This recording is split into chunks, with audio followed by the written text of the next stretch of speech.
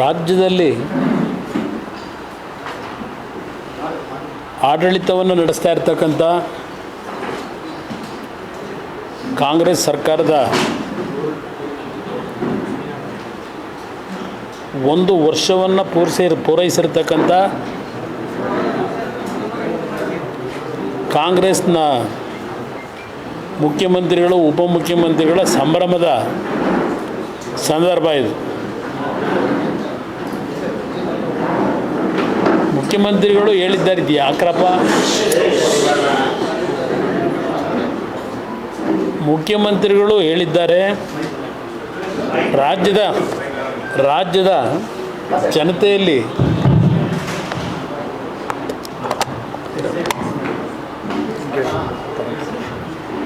ರಾಜ್ಯದ ಜನತೆಯಲ್ಲಿ ಮೈಕ್ ಸರಿಯಾಗಿ ಗೊತ್ತಿಲ್ಲ, ದೊಡ್ಡ ಮಟ್ಟದ ಆಚರಣೆಯನ್ನು ಮಾಡಲಿಕ್ಕೆ ಆಗದೇ ಇರತಕ್ಕಂಥದ್ದಕ್ಕೂ ವಿಷಾದನೂ ವ್ಯಕ್ತಪಡಿಸ್ಕೊಂಡಿದ್ದಾರೆ. ನನಗೆ ಆಶ್ಚರ್ಯವನ್ನು ತಂದಿರತಕ್ಕಂಥದ್ದು, ಕಳೆದ 1 ವರ್ಷದಲ್ಲಿ ಈ ಸರ್ಕಾರ ಒಂದು ರೀತಿಯ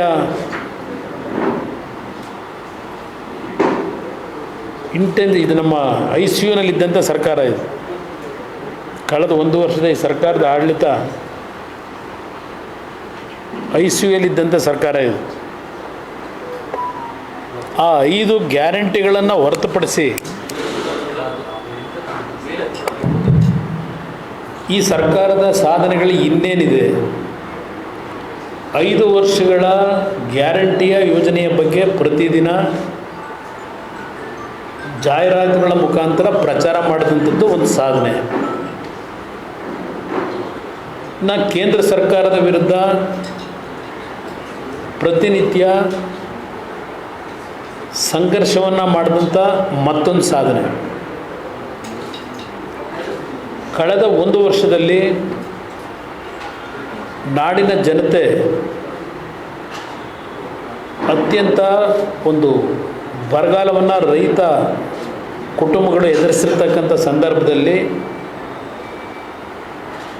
ಆ ರೈತರ ಬದುಕನ್ನು ಯಾವ ರೀತಿ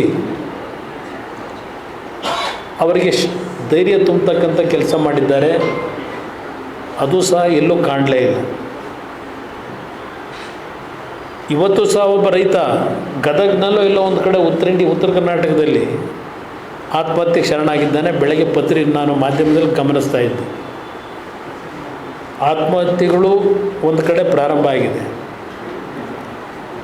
ಇನ್ನು ಬ್ಯಾಂಕ್ಗಳಲ್ಲಿ ಏನೋ ಈಗ ಕೇಂದ್ರ ಸರ್ಕಾರದಿಂದಲೂ 3,500 ಕೋಟಿ ಬಂದಂಥ ದುಡ್ಡನ್ನು ಮತ್ತು ಕೆಲವು ನಮ್ಮ ಸೋಷಿಯಲ್ ಸೆಕ್ಟರ್ನಲ್ಲಿ ಕೊಡ್ತಕ್ಕಂಥ ಪರಿಹಾರದ ಹಣ ಏನಿದೆ ತಿಂಗಳು, ಅದೆಲ್ಲವನ್ನು ಸಾಲಕ್ಕೆ ವಜಾ ಹಾಕೋತಾ ಇದ್ದಾರೆ ಬ್ಯಾಂಕ್ನವರು ಅಂತಕ್ಕಂಥದ್ದು ಸಹ ಇವತ್ತು ತಾವೇ ಈ ವಿಷಯಗಳನ್ನು ಪ್ರಸ್ತಾಪ ಮಾಡ್ಕೊಂಡಿದ್ದೀರಿ. ಇನ್ನು ರೈತ ಕುಟುಂಬದ ಹಾಲು ಉತ್ಪಾದನೆ ಮಾಡ್ತಕ್ಕಂಥ ಹೆಣ್ಣುಮಕ್ಕಳು ಸುಮಾರು 600ರಿಂದ 700 ಕೋಟಿ ಹಣ ಇನ್ನೂ ಕೊಡಲೇ ಇಲ್ಲ ಪ್ರೋತ್ಸಾಹಧನ.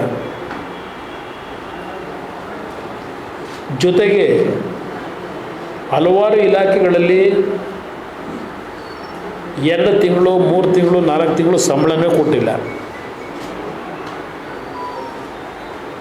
ಅದಾದ ನಂತರ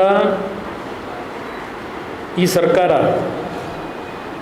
ಕಳೆದ 1 ವರ್ಷದಲ್ಲಿ ಇಷ್ಟು ಜನ ಮಂತ್ರಿಗಳೇನಿದ್ದಾರೆ, ಎಷ್ಟು ಜನ ಮಂತ್ರಿಗಳು ಆ ಜಿಲ್ಲೆಗಳಲ್ಲಿ ಉಸ್ತುವಾರಿ ಸಚಿವರುಗಳು ಸಭೆಗಳು ಮಾಡಿ ಅಲ್ಲಿರ್ತಕ್ಕಂಥ ಸಮಸ್ಯೆಗಳಿಗೆ ಅಧಿಕಾರಿಗಳಿಗೆ ಏನು ಸೂಚನೆ ಕೊಟ್ಟು ಕೆಲಸ ಮಾಡಿದ್ದಾರೆ. ಬಹುಶಃ ಮೊನ್ನೆ 2-3 ದಿನಗಳ ಹಿಂದೆಯೇ ನೀವು ಮುಖ್ಯಮಂತ್ರಿಗಳು ಚುನಾವಣೆ ನಂತರ ಒಂದು ಅನ್ಅಫಿಷಿಯಲಿ ಕೆಲವು ಪ್ರಮುಖ ಅಧಿಕಾರಿಗಳ ಸಭೆ ಕರೆದು ಅಧಿಕಾರಿಗಳು ನಿದ್ರಾವಸ್ಥೆಯಲ್ಲಿ ನಿದ್ದಾರೆ, ಸ್ವಲ್ಪ ಅಧಿಕಾರಿಗಳ ಮೇಲೆ ವಾಗ್ದಾಳಿ ನಡೆಸಿದ್ರು ಅಂತಕ್ಕಂಥದ್ದು ನೀವೇ ಬರೆದಿದ್ದೀರಿ. ಇದು ಒಂದು ಭಾಗ. ಈ ರಾಜ್ಯದ ನೀರಾವರಿ ಯೋಜನೆಗಳು ಏನಾಗಿದ್ದಾವೆ, ರಸ್ತೆಗಳ ಪರಿಸ್ಥಿತಿ ಏನಿದೆ, ಇದೆಂಥ ಬೆಂಗಳೂರು, ಬ್ರ್ಯಾಂಡ್ ಬೆಂಗಳೂರು. ಬ್ರ್ಯಾಂಡ್ ಬೆಂಗಳೂರು ಕಳೆದ 1 ವರ್ಷದಿಂದ ಯಾವ ರೀತಿ ಕಟ್ಟಿದ್ದಾರೆ ಬ್ರ್ಯಾಂಡ್ ಬೆಂಗಳೂರನ್ನ. ಈ ಕಳೆದ 2 ದಿವಸದಿಂದ ಮಳೆ ಪ್ರಾರಂಭ ಏನಾಗಿದೆ, ಆ ಬ್ರ್ಯಾಂಡ್ ಬೆಂಗಳೂರನ್ನ ಸಾಧನೆಯೂ ಸಹ ತಾವೇ ತೋರಿಸ್ತಾ ಇದ್ದೀರಿ. ಈಗ ಕಳೆದ 2 ದಿನಗಳಿಂದ ಯಲಹಂಕ ಭಾಗ, ಪುಟ್ಟನಹಳ್ಳಿ ಭಾಗ, ಯಾವ ಭಾಗಕ್ಕೆ ಹೋದರೂ ಮನೆಗಳಲ್ಲಿ ವಾಸಕ್ಕೆ ಸಮಸ್ಯೆಯಾಗಿ ಮನೆಗಳಿಗೆ ಬೀಗ ಹಾಕೊಂಡು ಹೋಟ್ಲುಗಳು ಹೋಗಿ ಬದುಕ್ತಾ ಇದ್ದಾರೆ ಸಾವಿರಾರು ಕುಟುಂಬಗಳು. ಇದು ಇವ್ರ ಸಾಧನೆ. ಈ ಸಾಧನೆಗಳ ಪಟ್ಟಿನ ಬಿಡುಗಡೆ ಮಾಡ್ತಾ ಹೋದರೆ ಬಹಳ ದೊಡ್ಡ ಪಟ್ಟಿನೇ ಬಿಡುಗಡೆ ಮಾಡ್ಬೋದು. ಅತ್ಯಂತ ಒಂದು ವರ್ಷದ ಅತ್ಯಂತ ಮೌಲ್ಯವಾದಂಥ ದಿನಗಳನ್ನು ಕಳ್ಕೊಂಡಿದ್ದೇವೆ ಈ ಸರ್ಕಾರ ಕಳೆದಿದೆ. ಶಿಕ್ಷಣ ಇಲಾಖೆ ಪರಿಸ್ಥಿತಿ ಏನು ನೀವೇ ಬರೆದಿದ್ದೀರಿ, ಏನು ಪರಿಸ್ಥಿತಿಗಳಿದೆ ಅಂತ ಹೇಳಿ. ಸರ್ಕಾರದಲ್ಲಿ ಹಲವಾರು ಇಲಾಖೆಗಳಲ್ಲಿ ಸುಮಾರು 35,000 ಕಡತಗಳ ವಿಲೇವಾರಿ ಆಗಿದೆ. ಅದು ಆ 35,000 ಕಡತಗಳಲ್ಲಿ ನೀರಾವರಿ ಇಲಾಖೆ, ನಗರಾಭಿವೃದ್ಧಿ ಇಲಾಖೆ, ಲೋಕೋಪಯೋಗಿ ಇಲಾಖೆ, ಅಲ್ಲಿಂದ ಕಂದಾಯ ಇಲಾಖೆ, ಈ 4 ಇಲಾಖೆಯಲ್ಲಿ ಇರ್ತಕ್ಕಂಥದ್ದು ಸುಮಾರು 35,000. 4 ಇಲಾಖೆಗಳು ರಾಜ್ಯದ ಅಭಿವೃದ್ಧಿಗೆ ಪೂರಕವಾದಂಥ ರಾಜ್ಯದ ಒಂದು ಆಸ್ತಿಯನ್ನು ವೃದ್ಧಿಗೊಳಿಸ್ತಕ್ಕಂಥ ಇಲಾಖೆಗಳಿದು. ಈ ಇಲಾಖೆಗಳಲ್ಲೇ ಸುಮಾರು 35,000 ಕಡತಗಳು ವಿಲೇವಾರಿಯಾಗದೇ ಇರತಕ್ಕಂಥದ್ದೇನಿದೆ, ಇದು ಸಾಧ್ಯನಾ? ಇದೆಲ್ಲವನ್ನು ನಾನು ಬಿಡಿಸಿ ಹೇಳಲಿಕ್ಕೆ ಹೋದರೆ ಭಾಳ ವಿಷಯಗಳನ್ನು ಚರ್ಚೆ ಮಾಡೋದು. ಈಗ ರಾಜ್ಯದಲ್ಲಿ ಇಲ್ಲಿಯವರೆಗೆ ಬರಗಾಲದ ಒಂದು ಸಮಸ್ಯೆಗಳನ್ನು ರೈತರು ಎದುರಿಸಿದ್ರು. ಕಳೆದ 4-5 ದಿನಗಳಿಂದ ರಾಜ್ಯದ ಹಲವಾರು ಜಿಲ್ಲೆಗಳಲ್ಲಿ ಶುಂಠಿ ಬೆಳೆದವರು ಏನಾಗಿದ್ದಾರೆ, ಬಾಳೆ ಬೆಳೆದವರು ಏನಾಗಿದ್ದಾರೆ, ಮೆಣಸು ಕಾಫಿ ಬೆಳೆದವರು ಏನಾಗಿದ್ದಾರೆ, ಕೆಲವು ಅಕಾಲಿಕವಾದಂಥ ಮಳೆಯಿಂದ ಕಲಬುರಗಿ ಭಾಗದಲ್ಲೂ ಸಹ ಏನೇನು ಪರಿಸ್ಥಿತಿಗಳನ್ನು ಎದುರಿಸ್ತಾ ಇದ್ದಾರೆ. ಇದರ ಬಗ್ಗೆ ಏನಾದರೂ ಚಿಂತನೆ ಇದೆಯಾ? ಯಾರಾದರೂ ಒಬ್ಬ ಮಂತ್ರಿಗೆ ಕನಿಷ್ಠ, ಇನ್ನೊಬ್ಬೊಬ್ಬ ಕನಸು ಕಾಣ್ಕೊಂಡು ಕೂತಿದ್ದಾರೆ. 20 ಸೀಟು 22 ಸೀಟು ಈ ಬಾರಿ ಗೆದ್ದಾಗಿದೆ ನಾವು, ಅದರ ಅವಲೋಕನಲ್ಲೇ ಇದ್ದಾರೆ, ಆ ಭ್ರಮೆ ಒಳಗೆ ಇನ್ನೂ ಇದ್ದಾರೆ. ಒಬ್ಬ ಮಂತ್ರಿ ಚುನಾವಣೆ ನಂತರವಾದರೂ ಎಷ್ಟು ಕಡೆ ಹೋಗಿ ಭೇಟಿ ಮಾಡಿದ್ದೀರಿ? ನಿನ್ನೆ ಪ್ರಿಯಾಂಕಾ ಖರ್ಗೆ ಅವರು ಹೇಳ್ತಾರೆ ಸುಮಾರು 2,000ಕ್ಕೂ ಹೆಚ್ಚಿನ ಹಳ್ಳಿಗಳಲ್ಲಿ ಇಂಥ ಮಳೆ ಆದರೂ ನೀರಿನ ಸಮಸ್ಯೆ ಕುಡಿಲಿಕ್ಕೆ ಇದನ್ನು ಹೇಳಿದ್ದಾರೆ ನಿನ್ನೆ ದಿನ. ಇಂಥ ಒಂದು ಪರಿಸ್ಥಿತಿನಲ್ಲಿ ಸರ್ಕಾರ ಯಾವ ರೀತಿ ಕೆಲಸ ಮಾಡಬೇಕಾಗಿತ್ತು? ಯಾವುದಾದ್ರೂ ಜಿಲ್ಲೆಯಲ್ಲಿ ಮಂತ್ರಿಗಳು ಉಳ್ಕೊಂಡು ಅಧಿಕಾರಿಗಳಿಗೆ ಎಚ್ಚರಿಕೆ ಕೊಟ್ಟು ಕೆಲಸ ಮಾಡ್ತಕ್ಕಂಥ ಕೆಲಸ ಮಾಡಿದ್ದಾರೆ. ಆ ಒಂದು ವಾತಾವರಣ ನಾವು ಎಲ್ಲೂ ಕಾಣಲಿಲ್ಲ. ಇದು ಈ ಸರ್ಕಾರದ 1 ವರ್ಷದ ಸಂಪೂರ್ಣವಾಗಿ ರಾಜ್ಯದ ಅಭಿವೃದ್ಧಿ ಸ್ಥಗಿತ ಆಗಿರ್ತಕ್ಕಂಥದ್ದೇನಿದೆ, ಯಾವುದೇ ರೀತಿಯ ನಾಡಿನ ಅಭಿವೃದ್ಧಿಗೆ ಪೂರಕವಾದಂಥ ಒಂದೇ ಒಂದು ಯೋಜನೆಗಳು ಇವರು ಮಾಡಿದ್ದೇವೆ ಅಂತಕ್ಕಂಥದ್ದಿಲ್ಲ. ಇಲ್ಲಿ ಕಳೆದ 1 ವರ್ಷದಲ್ಲಿ ಆಗಿರತಕ್ಕಂಥ ಕೆಲಸಗಳು ಹಿಂದೆ 5 ವರ್ಷದಲ್ಲಿ ಸರ್ಕಾರಗಳು ತೆಗೆದುಕೊಂಡಂಥ ಕೆಲವು ಆಡಳಿತಾತ್ಮಕವಂಥ ಮಂಜೂರಾತಿಗಳೇನಿದೆ, ಆ 5 ವರ್ಷದಿಂದ ಇದ್ದಂಥ ಮಂಜೂರಾತಿಗಳಿಗೆ ಆ ಕೆಲಸವನ್ನು ಮುಂದುವರಿಸಿದ್ದು ಬಿಟ್ಟರೆ ಈ ಸರ್ಕಾರದಿಂದ ಹೊಸದಾಗಿ ಯಾವುದೇ ಕಾರ್ಯಕ್ರಮಗಳಿಲ್ಲ. ವರ್ಗಾವಣೆ ದಂಧೆ ಅಂತೂ ಏನು ಕೇಳಲೇಬೇಕಾಗಿಲ್ಲ. ಈಗಲೂ ಸಹ ಕಾಂಟ್ರಾಕ್ಟ್ಗಳು ಮೊನ್ನೆ ತಾನೆ ಕಾರ್ಪೊರೇಷನ್ನ ಗುತ್ತಿಗೆದಾರರು ಏನು ಹೇಳಿಕೆ ಕೊಟ್ಟಿದ್ದಾರೆ? 3-4 ದಿವಸದಿಂದ.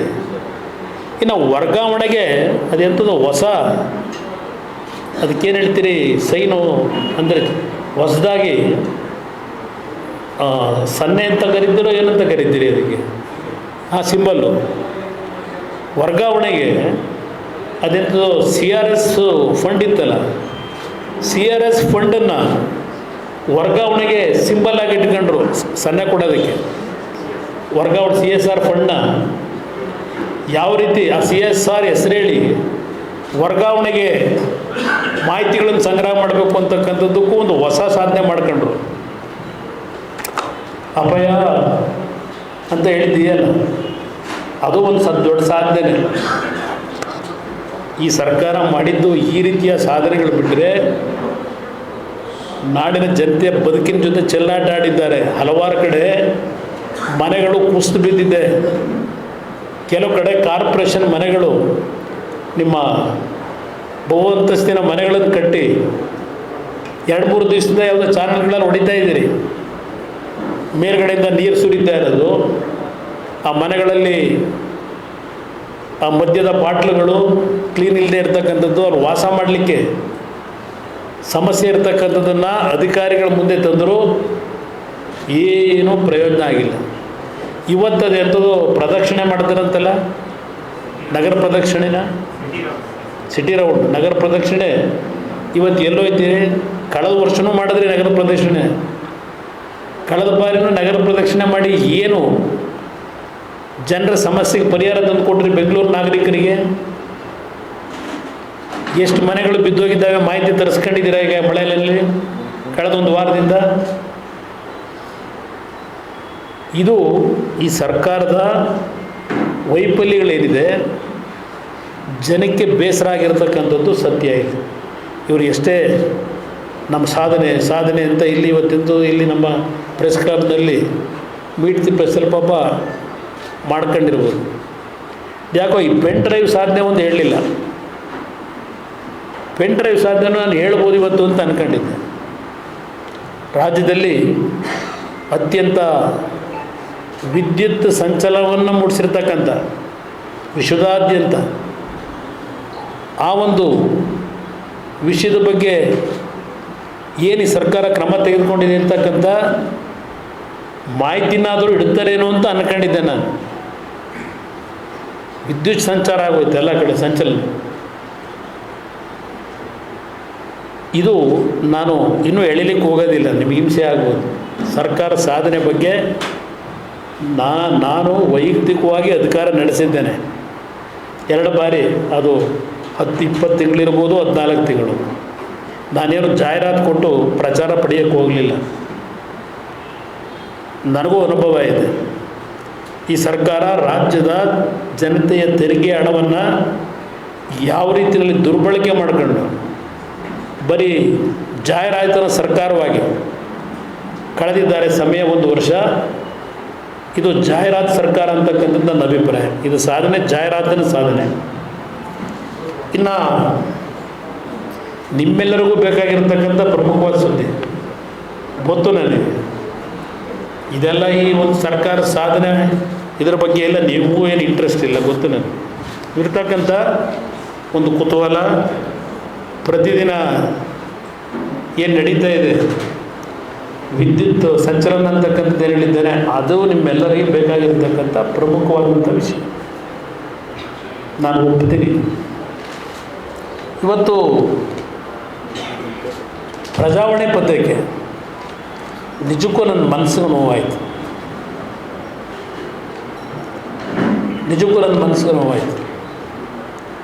ದೀರ್ಘ ರಜೆ ಪಡೆಯಲು ಹಿಂಜರಿಕೆ, ಶೀಲ ಶಂಕಿಸುವ ಆತಂಕ, ತೊಳಲಾಟದಲ್ಲಿ ಮಹಿಳಾ ಸಿಬ್ಬಂದಿ. ಈ ರೀತಿಯ ಒಂದು ಮಾನಸಿಕ ಯಾತನೆ ಅನುಭವಿಸ್ತಾ ಇರತಕ್ಕಂಥ ನನ್ನ ಸಹೋದರಿಯರಿಗೆ, ತಾಯಂದರಿಗೆ ಸಾರ್ವಜನಿಕವಾಗಿ ನಾನು ಮತ್ತೊಂದು ಬಾರಿ ಕ್ಷಮಾಪಣೆ ಕೋರ್ತೇನೆ.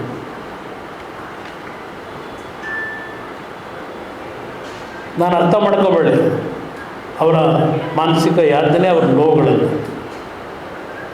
ಎಲ್ಲ ಭಾಳ ವಿಷಯ ಬರೆದಿದ್ದಾರೆ. ಹಾಸನದ ಆರ್ಟಿಕಲ್ ಇದು ಯಾವ ಇಂಥ ಒಂದು ಪರಿಸ್ಥಿತಿಗೆ ಯಾರು ಇದನ್ನು ದುಡಿದ್ರು. ನಾನು ಒಂದು ಮಾತು ಹೇಳ್ತೇನೆ, ಇಂಥ ಪ್ರಕರಣಗಳು ಬೇಕಾದಷ್ಟು ನಡೆದಿದೆ. ಪ್ರಮಾಣದ ಗಾತ್ರಗಳು ಸಣ್ಣದಿರ್ಬೋದು, ದೊಡ್ಡದಿರ್ಬೋದು. ಇದು ಒಂದು ನಾವೆಲ್ಲರೂ ಅಸಹ್ಯ ಪಡ್ತಕ್ಕಂಥ ಒಂದು ಪ್ರಕರಣ. ಇದು ನಾವೆಲ್ಲರೂ ತಲೆ ತಗ್ಗಿಸ್ತಕ್ಕಂಥದ್ದೇ ಈ ಪ್ರಕರಣ. ಇಂಥ ಒಂದು ವಾತಾವರಣವನ್ನು ಸೃಷ್ಟಿ ಮಾಡಿದವರು ಕಾರಣಕರ್ತರು ಒಬ್ಬರು. ಇದನ್ನು ಜಗಜ್ಜಾಹಿರ ಮಾಡಿ ಆ ಹೆಣ್ಣು ಮಕ್ಕಳ ಭವಿಷ್ಯ ಹಾಳು ಮಾಡ್ತಕ್ಕಂಥ ಕುಟುಂಬಗಳ ಒಂದು ಬಾಂಧವ್ಯ, ಭವಿಷ್ಯವನ್ನು, ಅವರ ಭಾವನೆಗಳನ್ನು ಕೆಡಿಸಿರ್ತಕ್ಕಂಥವ್ರು ಯಾರು? ದಯವಿಟ್ಟು ಮುಖ್ಯಮಂತ್ರಿಗಳು ಹೇಳಬೇಕು. ಪಾಪ ಪ್ರಿಯಾಂಕಾ ಖರ್ಗೆ ಅವರು, ಕೃಷ್ಣ ಬೈರೇಗೌಡರು ಅವರೆಲ್ಲ ಕೊಟ್ಟಂಥ ಹೇಳಿಕೆ ನೋಡಿದ್ದೆ ನಾನು. ಇವತ್ತೂ ಸಹ ನಾನು ಹೇಳ್ತೇನೆ, ಆ ಪ್ರಕರಣ ನಮ್ಮ ಕುಟುಂಬಕ್ಕೆ ಏನು, ಅದಕ್ಕೆ ನಾನು ಬೇರೆ ರೇವಣ್ಣ ಅವ್ರ ಕುಟುಂಬ ಬೇರೆ, ನಮ್ಮ ಕುಟುಂಬ ಬೇರೆ ಅಂತ ಹೇಳ್ಬಿಟ್ಟೆ ಅಂತ ಅದಕ್ಕೆ ಬೇರೆ ಸ್ವಲ್ಪ ದಿವಸ ಪರಾಯಣವಾದ ಕುಮಾರಸ್ವಾಮಿದು ಇಟ್ಟೆಂಟ್ರನ್ನು ಅಂತ ಹೇಳ್ಬಿಟ್ರು. ನಾನು ಹೇಳಿದಂಥದ್ದು, ಎಸ್, ನಾವು ದೇವೇಗೌಡರ ಒಂದು ಕುಟುಂಬವೇ. ವ್ಯವಹಾರಗಳು ನಾವು ಮದುವೆ ಆದ ನಂತರ, ನಮ್ಮ ವೃತ್ತಿಯನ್ನು ಪ್ರಾರಂಭ ಮಾಡಿದ ನಂತರ ನಮ್ಮ ಒಂದು ವೃತ್ತಿಯನ್ನು ನಾವು ಇಂಡಿಪೆಂಡೆಂಟಾಗಿ ಮಾಡ್ತಾ ಇರ್ತಕ್ಕಂಥದ್ದು. ಈಗ ನಾವೇನು ವೃತ್ತಿ ಮಾಡ್ತಾ ಇದ್ದೇವೆ, ನಮ್ಮದೇನು ವ್ಯವಹಾರಗಳು ಅವ್ರಿಗೆ ಗೊತ್ತಿಲ್ಲ, ಅವರೇನು ಮಾಡ್ತಾ ಇದ್ದಾರೆ ನಮಗೆ ಗೊತ್ತಿಲ್ಲ. ಇನ್ನೂ ಇಬ್ಬರು ಬ್ರದರ್ಸ್ ಇದ್ದಾರೆ, ಅವರೇನು ಮಾಡ್ತಿದ್ದಾರೆ ನನಗೇನು ಗೊತ್ತಿಲ್ಲ. ಯಾವುದೋ ಒಂದು ಹಬ್ಬದ ದಿನ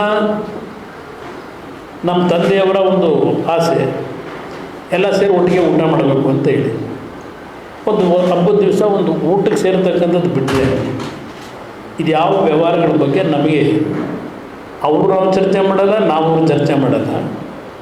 ಇದು ನಾವು ನಡ್ಕೊಂಬಂದಿರ್ತಕ್ಕಂಥದ್ದೇನಿದೆ, ಇದನ್ನು ನಮ್ಮ ಕುಟುಂಬದ ಬಗ್ಗೆ, ವಿಶೇಷವಾಗಿ ದೇವೇಗೌಡರ ಬಗ್ಗೆ, ನನ್ನ ಬಗ್ಗೆ ಇದನ್ನು ತಾಳೆ ಹಾಕಿದ್ದಾರೆ.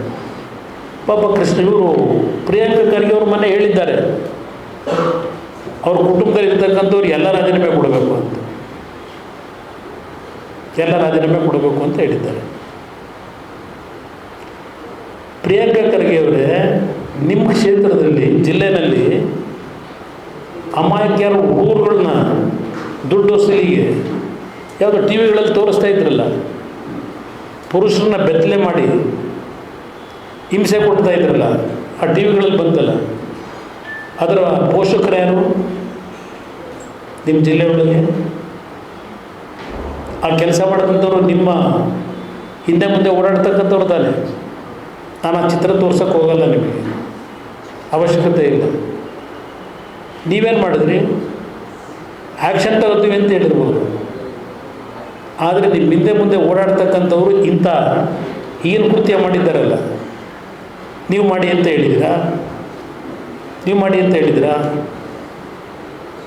ಅವರಿಗೆ ಇಷ್ಟು ಹೇಳ್ತೀನಿ, ಗೊತ್ತಿದೆ ನಿಮ್ಮ ಮಾತುಕತೆಗಳು ಯಾವ ಮಟ್ಟದಲ್ಲಿದ್ದೀರಿ ಅಂತ ಗೊತ್ತಿದೆ. ನಿಮ್ಮಿಂದ ಕಲಿಬೇಕಾಗಿಲ್ಲ ನಾನು. ಪಾಪ ಅವ್ರು ಯಾರೋ ದೇವರಾಜೇಗೌಡ ಮೊನ್ನೆ ಹೇಳಿದ್ದಾನೆ, ಅದು ಪೊಲೀಸ್ ವ್ಯಾನಲ್ಲಿ ಕೂತ್ಕೊಂಡು ಯಾವುದೋ ಒಂದು ಮಿನಿ ಕ್ಯಾಬಿನೆಟ್ ಬೇರೆ ಏನೋ ಕಾನ್ಸ್ಪಿರೆನ್ಸಿ ಟೀಮ್ ಮಾಡ್ಕೊಂಡವ್ರೆ ಅಂತ ಹೇಳಿ ಹೇಳ್ಕೊಂಡಿದ್ದಾರೆ. ನಾನು ಅದ್ರ ಬಗ್ಗೆ ಹೆಚ್ಚಿನ ವ್ಯಾಖ್ಯಾನ ಮಾಡಲ್ಲ. ನಮ್ಮ ಕುಟುಂಬ ಮುಗಿಸೋಕ್ಕೆ ಇಂಥ 10 ಕ್ಯಾಬಿನೆಟ್, ಮಿನಿ ಕ್ಯಾಬಿನೆಟ್ ಮಾಡ್ಕೊಳ್ಳಿ, ಇದನ್ನೆಲ್ಲ ಎದುರಿಸ್ತಕ್ಕಂಥ ಶಕ್ತಿ ಈ ನಾಡಿನ ಪಕ್ಷದ ಕಾರ್ಯಕರ್ತರು ಕೊಟ್ಟಿದ್ದಾರೆ. ನನಗೆ ಇದಕ್ಕೆಲ್ಲ ನಾನು ಈಗ ಅದರ ಬಗ್ಗೆ ವ್ಯಾಖ್ಯಾನ ಮಾಡಲ್ಲ. ನಿಮ್ಮ ಹೇಳಿಕೆಗಳನ್ನು ನೋಡಿದ್ದೇನೆ. ಇಲ್ಲಿ ಪ್ರಶ್ನೆ, ನಾನು ಇವತ್ತು ನಿಮ್ಮನ್ನು ಉದ್ದೇಶ ಮಾಡ್ತಾ ಇರ್ತಿರ್ತಕ್ಕಂಥ ಉದ್ದೇಶ ಯಾವ ರೀತಿ ಪ್ರಾರಂಭ ಆಯಿತು? 21ನೇ ತಾರೀಕು ನಾನೆಲ್ಲ ಮತ್ತೆ ಹೇಳ್ಕೊಂಡು ಹೋದರೆ 1.5 ಗಂಟೆ 2 ಗಂಟೆ ಹೇಳಬೇಕು, ಒಂದು 15-20 ನಿಮಿಷದಲ್ಲಿ ಮುಗಿಸ್ಬಿಡ್ತೇನೆ. ಅಲ್ಲಿಂದ ಇದು ಪ್ರಾರಂಭ ಆಗಿ ಚುನಾವಣೆ ಮತದಾನ 5 ದಿವಸ ಇದ್ದಾಗ ನಂತರ ಒಂದು ಖಾಸಗಿ ಚಾನಲ್ನಲ್ಲಿ ಇನ್ನೂ ನಡೀತಾನೇ ಇರಲಿ, ಅದ್ರ ಬಗ್ಗೆ ಆಮೇಲೆ ಚರ್ಚೆ ಮಾಡೋಣ, ನಡೆಸಲಿ, ಎಷ್ಟು ದಿವಸ ನಡೆಯುತ್ತೆ. ಇಲ್ಲಿ ಇದನ್ನು ಕ್ರೋಢೀಕರಿಸ್ತಕ್ಕಂಥ ಕೆಲಸ ಯಾರು ಮಾಡಿದ್ರಿ? ಈ ಮಾಹಿತಿಗಳು ಈಗೇನೋ ಹೇಳ್ತೀರಿ, ಕುಮಾರಸ್ವಾಮಿಯವ್ರಿಗೂ ಗೊತ್ತಿತ್ತು, ಇದೆಲ್ಲ ಗೊತ್ತಿತ್ತು, ದೇವೇಗೌಡರಿಗೂ ಗೊತ್ತಿತ್ತು, ಇದೆಲ್ಲ ಹಲವಾರು ಬಾರಿ ಹೇಳ್ಕೊಂಡಿದ್ದೀರಿ. ಇಲ್ಲಿ ನಮಗೆ ವಿಷಯ ಗೊತ್ತಿದ್ದರೆ ಯಾವುದೇ ಕಾರಣಕ್ಕೂ ಇದನ್ನು ಮುಂದುವರಿಲಿಕ್ಕೆ ಬಿಡ್ತಾನೇ ಇರಲಿಲ್ಲ. ನಾನು ಮೊದಲೇ ಹೇಳಿದೆ, ನಾನು ಮೊನ್ನೆನೂ ಸಹ ಹೇಳಿದ್ನಲ್ಲ, ಇದು ಇಲ್ಲಿ ನಮ್ಮ ದೇಶದಲ್ಲಿದ್ದಾರೆ. ನಮ್ಮ ಇವರು ನಮ್ಮ ಮಂಡ್ಯದ ಮಂತ್ರಿಗಳು ಹೇಳಿದ್ದಾರೆ, ಕುಮಾರಸ್ವಾಮಿಯವರು ಮೊದಲು ವಿದೇಶದಿಂದ ಆ ವ್ಯಕ್ತಿನ ಕರೆಸಬೇಕು ಅಂತ ನನಗೆ ಹೇಳಿದ್ದಾರೆ, ತಾಕೀತು ಮಾಡಿದ್ದಾರೆ. ಪಾಪ ಖರ್ಗೆ ಅವರು ಹೇಳಿರಬೇಕೇನೋ, ಪ್ರಿಯಾಂಕಾ ಖರ್ಗೆ ಅವರು ಮೊದಲು ಅವ್ರನ್ನ ಕರೆಸಬೇಕು ಅಂತ ಹೇಳಿ ನಾನು ಕರೆಸಿ ಅಂತ ಹೇಳಿದ್ದಾರೆ. ನಾನು ಅವತ್ತು ಹೇಳಿದೆ, ನೋಡಪ್ಪ, ಬೆಂಗಳೂರಿನಲ್ಲಿ ಕರ್ನಾಟಕದಲ್ಲಿದ್ದಾಗಲೇ ನನ್ನ ಸಂಪರ್ಕದಲ್ಲಿಲ್ಲ, ನಾನು ಈ ವಿದೇಶದಲ್ಲಿ ಎಲ್ಲಿನ ಸಂಪರ್ಕದಲ್ಲಿ ಹುಡುಕ್ಲೇವನ್ನ ಅಂತ ನಾನು ಹೇಳಿದೆ. ಮೊನ್ನೆ ಮಾಹಿತಿ ಕೊಟ್ಟಿದ್ದೇನೆ ಮುಂದೆ. ಇದೆಲ್ಲ ಒಂದು ಭಾಗ ಇರಲಿ. ಈಗ ನಾನು ಹೇಳ್ತಕ್ಕಂಥದ್ದು, ಇಲ್ಲಿ ನಮ್ಮ ಈಗಿನ 2 ದಿವಸ ನೆನ್ನೆ ದಿನ ಬಂತಲ್ಲ video clippings, C D Shiva ಅವ್ರದ್ದು, ಸಿ ಡಿ ಶಿವ. ಈಗ ನನ್ನ ಕಾಂಗ್ರೆಸ್ನವ್ರು ಹೇಳ್ತಾರೆ ಅದಕ್ಕೆ ಬ್ರದರ್ ಸ್ವಾಮಿ ಅಂತೆ. ನಾನು ಬ್ರದರ್ ಸ್ವಾಮಿ ಪೆನ್ ಡ್ರೈವ್ ಅಂತ ಹೇಳ್ತಾರೆ. ಇಲ್ಲಿ HDK ಪೆನ್ ಡ್ರೈವರ ವಯಸ್ಸು ಈಗ ಬಯಲು DKC ಹಾಸನದ ಸೆಕ್ಸ್ ವಿಡಿಯೋಗಳ ಬಗ್ಗೆ ಪ್ರಸ್ತಾಪಿಸಿದ DCM. ಈ ಮಂತ್ರಿಗೆ ಏನಾದರೂ ಜವಾಬ್ದಾರಿ ಇದ್ದಿದ್ರೆ ಈ ರೀತಿಯ ಹೇಳಿಕೆಗಳನ್ನು ಕೊಡೋದಕ್ಕಿಂತ ಮುಂಚೆ ಈ ಪೆನ್ ಡ್ರೈವು ಸಾರ್ವಜನಿಕವಾಗಿ ಬಂತಲ್ಲ, ತಕ್ಷಣ ಇದನ್ನು ಸ್ಟಾಪ್ ಮಾಡ್ತಕ್ಕಂಥದ್ದಕ್ಕೆ ಮತ್ತು ಯಾರು ಇದರ ಹಿಂದೆ ಇದ್ದಾರೆ ಅವ್ರನ್ನ ಒತ್ತು ಒಳಗಾಗಬೇಕಾಗಿತ್ತಲ್ವ. ಈ ಕೇಸಲ್ಲಿ ನನ್ನ ಹೆಸರು ಹೇಳಲಿ, DKC ಸವಾಲು. ನೀನೇ ಹೇಳಿದ್ಯಲ್ಲಪ್ಪ ಸವಾಲು ಅಂತ, ನಮ್ಮ ದೊಡ್ಡ ಲೀಡ್ರು ಶಿವಕುಮಾರ್ ಅವರೇ ಸವಾಲು ನೀವು ಹಾಕಿದ್ರಿ, ಹೇಳಿ ಅಂತ ಹೇಳಿ. ನಾನು ಸವಾಲನ್ನ ಸ್ವೀಕಾರ ಮಾಡೋದು ಬೇಕಾಗಿಲ್ಲ. ಈಗ ನೆನ್ನೆ ನೆತ್ತದು ಬಂದಿದೆಯಲ್ಲ, ಈಗ ಮತ್ತೊಂದು ಆಡಿಯೋ ಕ್ಲಿಪ್ಪಿಂಗು, ನೆನ್ನೆಯಿಂದ ಉಸಿರೇ ಇಲ್ಲ. ಯಾವ ಕಾಂಗ್ರೆಸ್ ನಾಯಕರು ಮುಂದೆ ಬರಲೇ ಇಲ್ಲ ಈಗ ಚರ್ಚೆ ಮಾಡೋದಕ್ಕೆ. ಏನು ನಡೆಸಿದ್ರಿ? ಕುಮಾರಸ್ವಾಮಿನೇ ಇದನ್ನ ಪೆನ್ ಡ್ರೈವ್ ಬಿಟ್ಟಿದ್ದು ಅಂತ ಹೇಳಿ ಪಾಪ ಭಾಳ ಚೆನ್ನಾಗಿ ಚರ್ಚೆ ಮಾಡೋರೆ.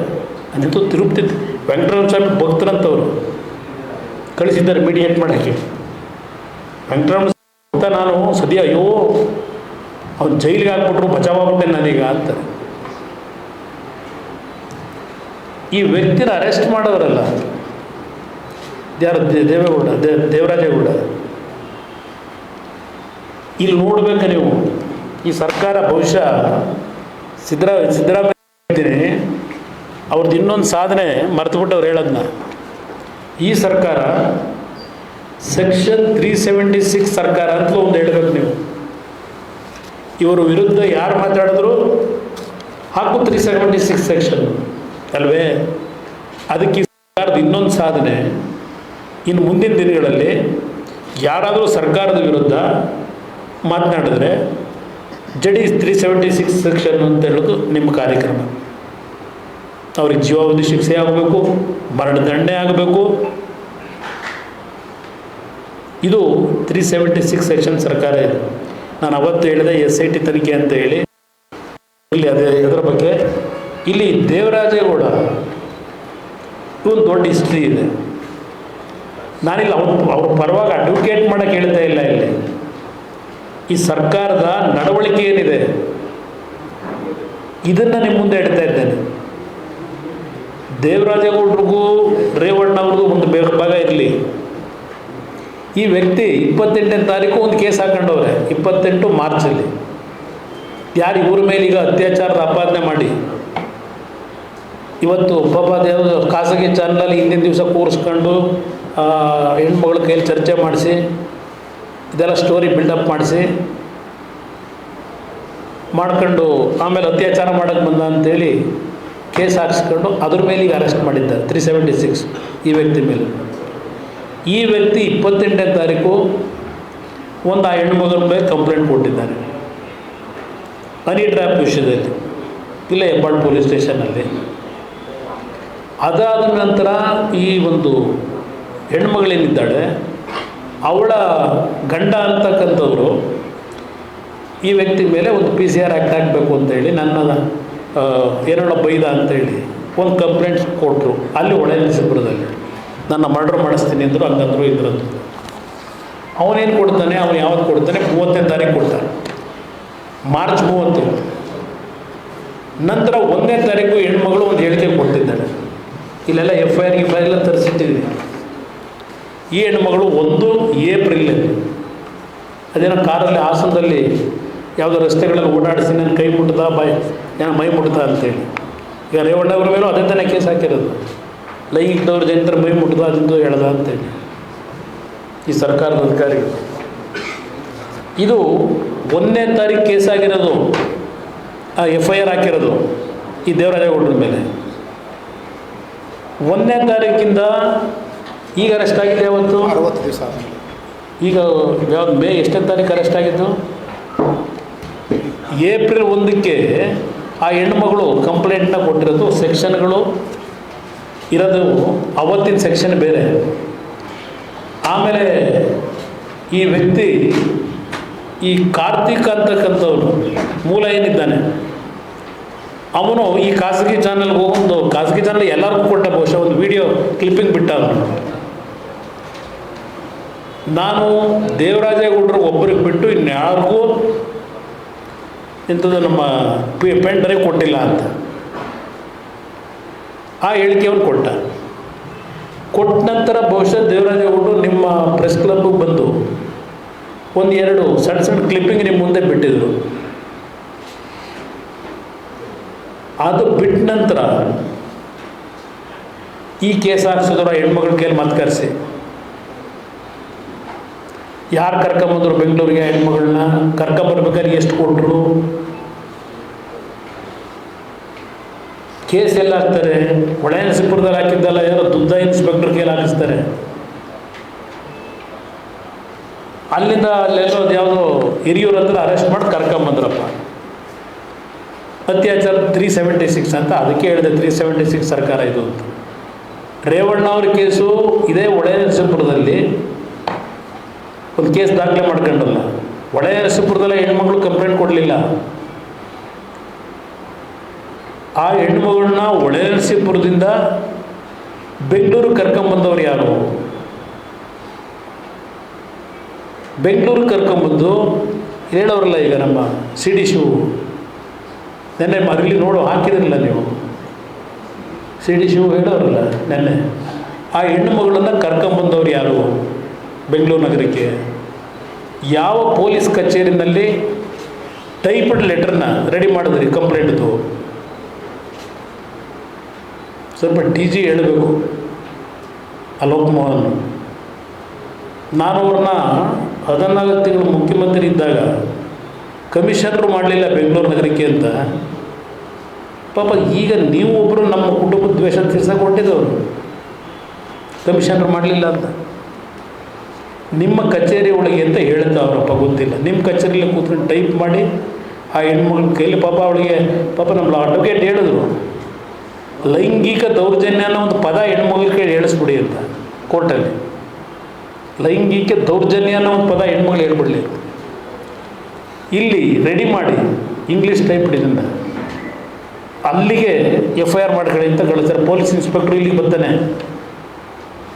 ಇಲ್ಲಿ ಅವ್ರಿಗೆ ಹ್ಯಾಂಡ್ ಓವರ್ ಮಾಡಿ ಅಲ್ಲಿ ತಗೊಂಡೋಗಿ ಆಮೇಲೆ FIR ರೇವಣ್ಣನ ಮೇಲೆ ಹಾಕಿದ್ರಲ್ಲ, ಅದೇ ಸೇಮ್ ಇದರಲ್ಲೇ ಇದು ಕೇಸ್ ಆಗಿರೋದು.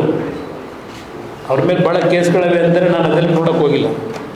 ಇಲ್ಲಿ ಯಾತಕ್ಕೆ ಕೇಸ್ ಹಾಕೋದು ಈ ವ್ಯಕ್ತಿ ಮೇಲೆ? 1.5 ತಿಂಗಳಿಂದ ನೀವೇನು ಆ್ಯಕ್ಷನ್ನೇ ತಗೊಳ್ಳದೆ, ಈಗ ಇನ್ನೊಂದು 376 ಅರೆಸ್ಟ್ ಮಾಡ್ಕೊಂಡು ಕರ್ಕೊಂಡು ಹೋಗಿದ್ರಿ. ಅಲ್ಲಿಂದ ಈ SITಗೂ ಕರ್ಕೊಂಡೋಗ್ಯಾರ. SITನಲ್ಲಿ ಇದರ AS8 ಏನೋ ಮಾಡ್ಕೊಂಡಿದ್ದೀನಿ. ಇದೆಲ್ಲ ಪಾಪ ನಡೆಸಿದ ನನಗೆ ನಂದೇನು ಅಭ್ಯಂತರ ಇಲ್ಲ. ನೀವು SITಯಿಂದ ಸಿದ್ದರಾಮಯ್ಯನವರೇ ಯಾವ ರೀತಿಯ ತನಿಖೆ ನಡೆಸ್ತಾ ಇದ್ದೀರಿ ಅದಂತೂ ಹೇಳಿದ್ರಂತ. ಲೆಟ್ರ್ ಬರೆದಾರೆ ಯಾರು? ಪೆಂಡ್ರೈವ್ ವಿಷಯದಲ್ಲಿ ಅದೇನಪ್ಪ ಇದನ್ನು ಪಾಪ ನಿಮ್ಮ ಇದನ್ನೇ ಎಷ್ಟು ಬಿಟ್ರಂತಲ್ಲ CD ಬಗ್ಗೆ ನೀವು ಕೇಳಿದಾಗ, ಈ ಕೇಸ್ ಬಗ್ಗೆ ಎಲ್ಲ ನಿಮ್ಮ ಪ್ರೆಸ್ ಕಾನ್ಫರೆನ್ಸಲ್ಲಿ. ಇಲ್ಲಿ ನಾನು ಅವ್ರಿಗೆ ಕೇಳ್ತೀನಿ, ನಿಮ್ಮ ತನಿಖೆ ಯಾವ ದಿಕ್ಕಿನಲ್ಲಿ ಹೋಗ್ತಾ ಇದೆ?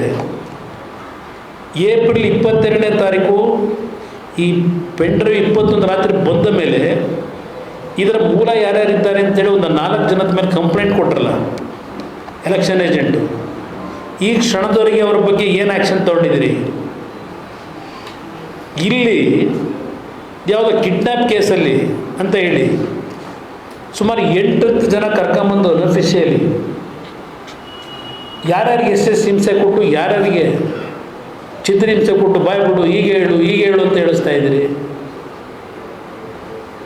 ಅದೇ ಈ ಪೆಂಡ್ರೈವ್ದು ಸರ್ಕ್ಯುಲೇಟ್ ಮಾಡಿದಾರಲ್ಲ ಅವ್ರ ಬಗ್ಗೆ ನೀವೇನಾದರೂ ತನಿಖೆ ಮುಂದುವರಿಸಿದ್ದೀರಾ? ಆ ಒಂದು ಆ್ಯಂಗಲ್ನಲ್ಲಿ ನಾನು ಇವತ್ತು ಹೇಳ್ತೀನಿ, ಈ ಒಂದು ಪ್ರಕರಣ ಏನಿದೆ, ವಿಡಿಯೋ ಕರ್ತೃ ಯಾರಿದ್ದಾರೆ ಅರೆಸ್ಟ್ ಮಾಡಿ ಹ್ಯಾಂಗ್ ಮಾಡಿ, ನಾನು ಅದರಲ್ಲಿ ಯಾರಿಗೂ ರಾಜ್ಯ ಇಲ್ಲ.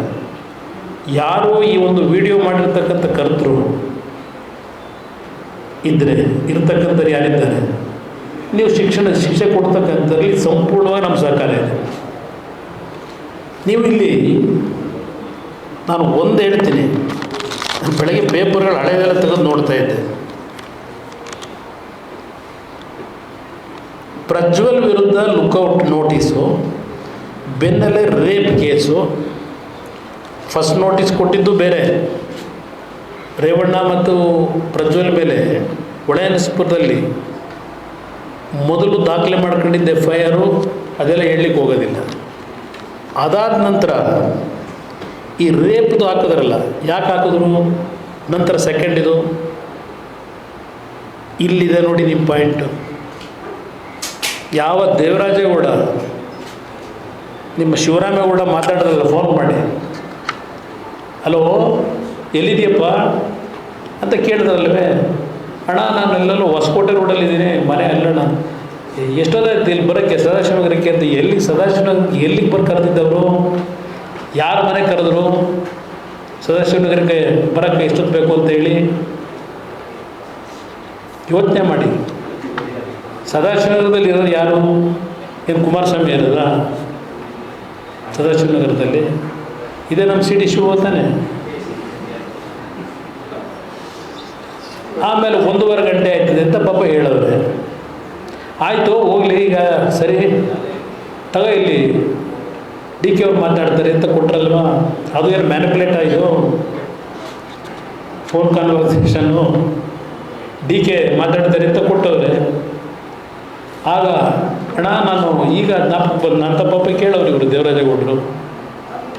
ಅದಾದಮೇಲೆ ಹೇಳು ಇನ್ನೇನಪ್ಪ ಏನು ಹೇಳು ಅಂತ ಅವ್ನ ಪಾಪ ಹೇಳ್ದ, ಅಣ್ಣ ನೀವು ಹಾಕಿರೋ ಕ್ಲಾಸು ನಿಮ್ಮ ಅಧಿಕಾರಿಗಳು ಅವರು ಬಚಾವಾಗ್ಬಿಡ್ತಾರೆ, ಬೇಲ್ ಸಿಕ್ಬಿಡ್ತದೆ ಅವ್ರಿಗೆ, ಸರಿಯಾಗಿ FIR ಹಾಕಿಲ್ಲ, ಅದು ಈಗ ಸರಿಪಡಿಸ್ಕೋಬೇಕಣ್ಣ, ಇಲ್ಲೇ ಹೋದ್ರೆ ಕಷ್ಟ, ನಿಮ್ಮ SIT ಅವ್ರಿಗೆ ಹೇಳಿ ಮತ್ತು ಇನ್ನೊಂದು ಅಡಿಷನಲಾಗಿ ಹೆಂಗೆ ಬೇಲ್ ಸಿಗ್ದಂಗೆ ಮಾಡಬೇಕು ಅಂತ ಹೇಳಿ, ಮಾಡದೇ ಇದ್ದರೆ ಅವರು ಬಿಡಿಸ್ಕೊಂಬಿಡ್ತಾರಣ್ಣ ಅಂತ ಹೇಳಿದಾಗ ಏನು ಹೇಳಿದ್ರು ನಮ್ಮ CD ಶಿವು, ಅಯ್ಯೋ ಇರಪ್ಪ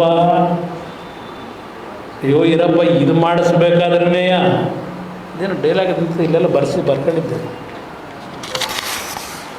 ಇಂಥ ಹೇಳೋರಲ್ಲ. ಇವತ್ತು ನಮ್ಮ ಪ್ರಿಯಾಂಕರಿಗೆ ಇದರಲ್ಲಿ ಗುಲ್ಬರ್ಗದಲ್ಲಿ ಏನೋ ಪ್ರೊಡ್ಯೂಸರು, ಡೈರೆಕ್ಟ್ರು, ಕಥಾನಾಯಕರು, ಮತ್ತು ಇವತ್ತು ಹೇಳೋರಂತೆ ಆಯ್ತಿರಪ್ಪ, ನಮ್ಮ ಹತ್ರ ಇರೋರು ಸದ್ಯ ಅವರಾರು ಕರ್ಕೊಂಡು ಬಂದು ಯಾರು ಕರ್ಕೊಂಬಂದಿದ್ದು ಅಂತ ಗೊತ್ತಾಯ್ತು, ಅವ್ರನ್ನ ಕಂಪ್ಲೇಂಟ್ ಕೊಡ್ಸೋಕ್ಕೆ ಕರ್ಕೊಂಬಂದವ್ರು ಯಾರು ಅನ್ನೋದು ಗೊತ್ತಿದೆ.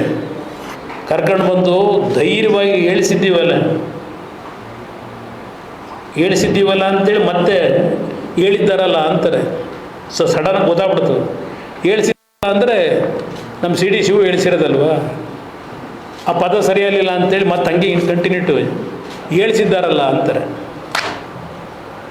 ಇಷ್ಟು ಮಾಡೋಕ್ಕೆ ದೊಡ್ಡ ಸಾಹಸ ಆಯಿತು. ಇನ್ನೇನಾದರೂ ಇದ್ದರೆ ಸ್ವಲ್ಪ ಮಾಹಿತಿ ಕೊಡು ಅಂತ ಕೇಳಿದ್ರು. ಇದು ಆ ಕಾನ್ವರ್ಸೇಷನ್ ಅಲ್ವೇ. ಈ ಸವಾಲು ನಾನು ಸ್ವೀಕಾರ ಮಾಡಬೇಕಾ? ಕೇಸಲ್ಲಿ ನನ್ನ ಹೆಸರು ಹೇಳು ಅಂತ ಹೇಳಿ ನಾನು ಹೇಳೋರಲ್ಲ. ಕುಮಾರಣ್ಣ ಪೆಂಡ್ರೈವ್ ಮೇಲೆ ಏನಿತ್ತೆಂದು ಗೊತ್ತಾಯ್ತಾ? ಶಿವಕುಮಾರ್ ಅವರೇ, ಸಿ ಡಿ ಶಿವ ಅವರೇ, ಈಗ ಪೆಂಡ್ರೈವಲ್ಲಿ ಏನಿದೆ ಅಂತ ಗೊತ್ತಾಯ್ತಾ? ಕೇಳ್ತೀನಿ ಅವರಿಗೆ. ನಾವು ರೇವಣ್ಣನ ಕುಟುಂಬ ಎಲ್ಲಿ ಬೆಳೆದು ಬಿಡ್ತದೋ ಅಂತ ಹೇಳಿ, ಆ ಕುಟುಂಬ ಹಾಳು ಮಾಡಬೇಕು ಅಂತೇಳಿ ನಾನು ಮಾಡಿಸ್ದೆ ಅಂತ ಹೇಳಿ ನನ್ನ ಮೇಲೆ ಇದನ್ನು ತಿರುಗಿಸ್ಬೇಕು ಅಂತ ಹೊರಟಿದ್ದೀರಲ್ಲ, ಇದು ಯಾರ್ಯಾರನ್ನ ಏನೇನು ಮಾಡಿದಿರಿ?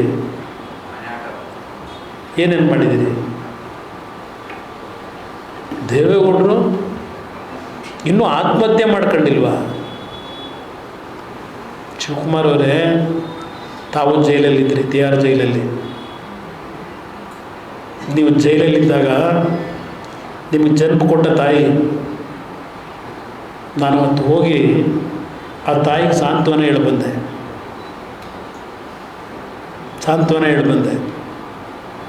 ನಿಮ್ಮ ತಾಯಿಗೆ ನೀವು ಊರಿಗೆ ಹೋಗಿ ಕನಕಪುರಕ್ಕೆ. ನೀವೇನು ಮಾಡ್ತಾಯಿದ್ದೀರಿ? ಪಾಪ, ಅಯ್ಯೋ ನನ್ನೇ ದೇವೇಗೌಡರು ಬರ್ತ್ಡೇ ದಿನ, ದೇವೇಗೌಡರು ಬೆಳಗ್ಗೆ ದೇವಸ್ಥಾನಕ್ಕೆ ಹೋಗಿದ್ದಾರೆ, ಅವ್ರು ಒಳ್ಳೆ ಆರೋಗ್ಯ ಬರ್ಕೊಡ್ಲಿ.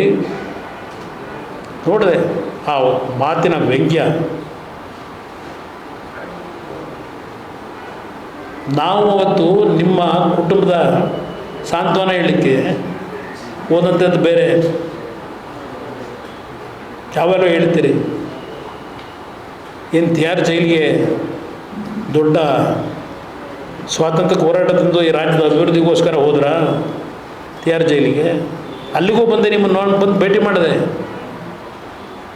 ನಾನು ಭೇಟಿ ಮಾಡಿದ 2-3 ದಿವಸ ಆದಮೇಲೆ ಹೊರಗಡೆ ಬಂದ್ರಿ.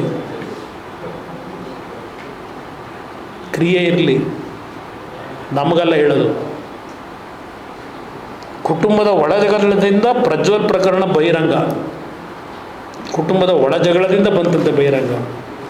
ಇವತ್ತು ಈ ಸರ್ಕಾರಕ್ಕೆ ಸಿದ್ದರಾಮಯ್ಯನವರೇ ಒಂದು ಮಾತು ಹೇಳ್ತೇನೆ.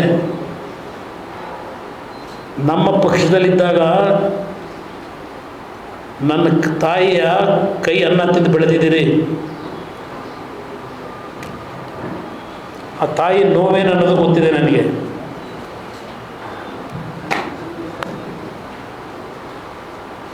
ನಮ್ಮ ಕುಟುಂಬದಲ್ಲಿ ಯಾವ ರೀತಿ ನಡ್ಕೊಂಬಂದಿದ್ದೀವಿ, ದೇವೇಗೌಡರು ಯಾವ ರೀತಿ ನಡ್ಕೊಂಬಂದಿದ್ದಾರೆ, ಇವು ರಾಜಕೀಯದಲ್ಲಿ ವ್ಯತ್ಯಾಸಗಳು ಬೇರೆ.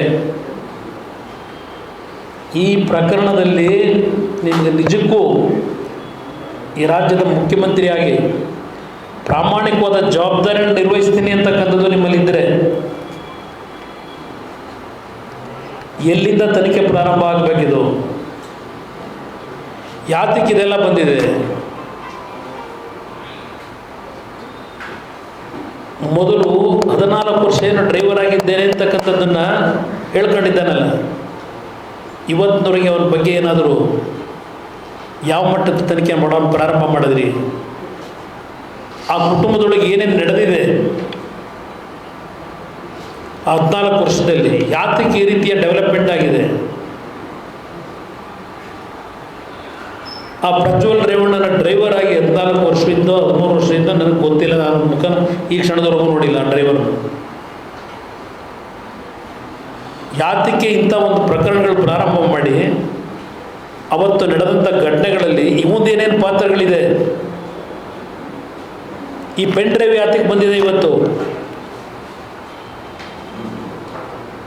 ಇಂಥ ಸಿಡಿ ಮಾಡ್ತಕ್ಕಂಥ ವ್ಯಕ್ತಿಗಳ ಕೈಗೆ.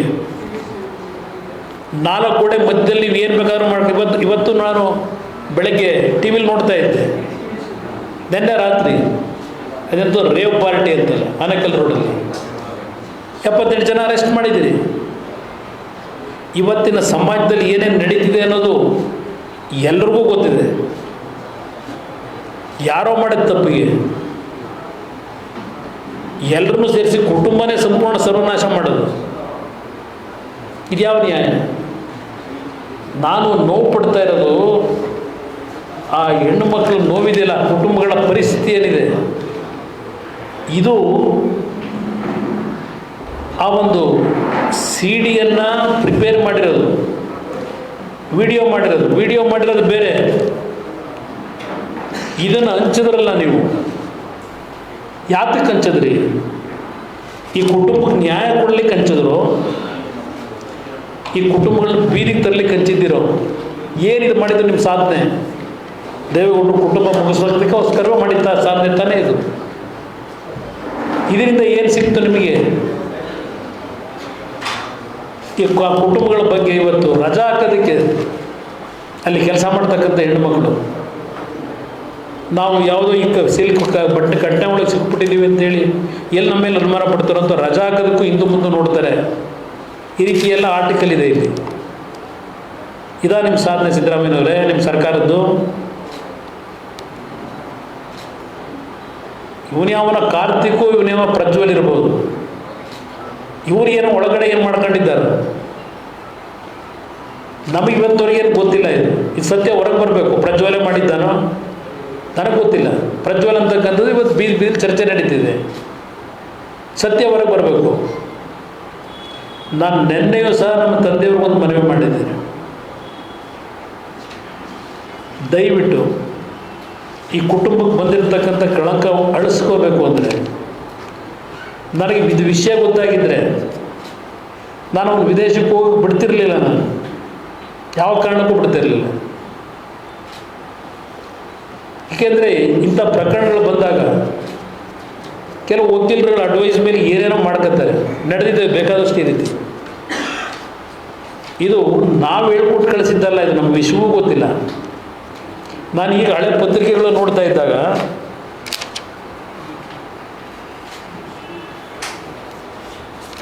ಇಲ್ಲಿ ನೋಡಿದೆ, ಪ್ರಜ್ವಲ್ ವಿರುದ್ಧ ಲುಕ್ಔಟ್ ನೋಟಿಸು, ಬೆನ್ನಲ್ಲೇ ರೇಪ್ ಕೇಸು ಅಂತ ಬರೆದಿದ್ದೀರಿ. ಇಲ್ಲಿ ಪ್ರಜ್ವಲ್ ರೇವಣ್ಣ ಏನಿರ್ತಾನೆ, ನೋಟಿಸ್ ಕಳಿಸಿದ್ರಲ್ಲ ಸಮನ್ಸು, ಇವನ್ ಅವನು ಹೋಗಿದ್ರು ಇದು ಪ್ರಜ್ವಲ್ 1 ವಾರ ಏನೋ ಟೈಮ್ ಕೇಳಿದ ಅಂತ ಇಲ್ಲಿ ಬರ್ಕೊಂಡಿದ್ದೀರಿ. ಅದಕ್ಕೆ SIT ನಕಾರ ಅಂತ ಇದೆ. 1 ವಾರ ಟೈಮ್ ಕೊಟ್ಟು ಬರಲಿಕ್ಕೆ ಒಂದು ಅವಕಾಶ ಕೊಡ್ಬೋದಾಗಿತ್ತಲ್ಲ. ನಾನು ಹಳೆ ಪೇಪರ್ಗಳಿಗೆ ನಿಮ್ಮ ಪ್ರೆಸ್ ಮೀಟ್ ಮಾಡೋದಕ್ಕೆ ಯಾರ್ಯಾರು ಏನು ಹೇಳಿದ್ದಾರೆ ಅದನ್ನು ನೋಡೋದಕ್ಕೋಸ್ಕರ ತೆಗೆದೆ. ಇವತ್ತು ಕಳೆದ 20 ದಿವಸದ ಪೇಪರ್ ತೆಗೆದ 21ನೇ ತಾರೀಕಿನಿಂದ ಎಲ್ಲ ಬಟ್ಲು ತರಕ್ಕೆ ಹೋಗಿಲ್ಲ. ಇನ್ನು ವಿಧಾನಸೌಧದಲ್ಲಿ ಮಾತಾಡೋ ಬನ್ನಿ ಅಂತವ್ರಲ್ಲ, ಅದಕ್ಕೋಸ್ಕರ ಎಲ್ಲ ಹಳೆಯ ಕಡತಗಳಲ್ಲೇ ಇಟ್ಕೊಂಡಿದ್ದೀನಿ, ಏನೇನು ನಡೆದಿದೆ ಪ್ರತಿನಿತ್ಯ ಅಂತೇಳಿ. ಇಲ್ಲಿ ನಾನು ನಿನ್ನೆ ದಿನ ಒಂದು ಮಾತು ಹೇಳಿದೆ, ತಪ್ಪು ತಿಳ್ಕೊಬೇಡಿ. ಅದು ಗೊತ್ತಿದೆ ನನಗೆ ಇವೆಲ್ಲ ಏನಿದೆ ಟೆಕ್ನಿಕಲ್ ಅಂತ ಹೇಳಿ. ಇವತ್ತು ಈ ರಾಜ್ಯದಲ್ಲಿ ಏನು ಈ ಒಂದು ಘಟನೆ ಅತ್ಯಂತ ದಾರುಣವಾಗಿರತಕ್ಕಂಥ ಘಟನೆ, ಇದಕ್ಕೆ ಸತ್ಯ ಹೊರಗೆ ಬರಲೇಬೇಕು. ಯಾರು ತಪ್ಪು ಮಾಡಿದರೂ ಶಿಕ್ಷೆ ಆಗಲೇಬೇಕು. ಆ ಹಿನ್ನೆಲೆಯಲ್ಲಿ ನಮ್ಮ ತಂದೆಯವರು ನೆನ್ನೆ ಒಂದು ಮಾತು, ಅವ್ರ ನೋವನ್ನು ಏನು ನೋಡ್ತಾ ಇದ್ದೇನೆ.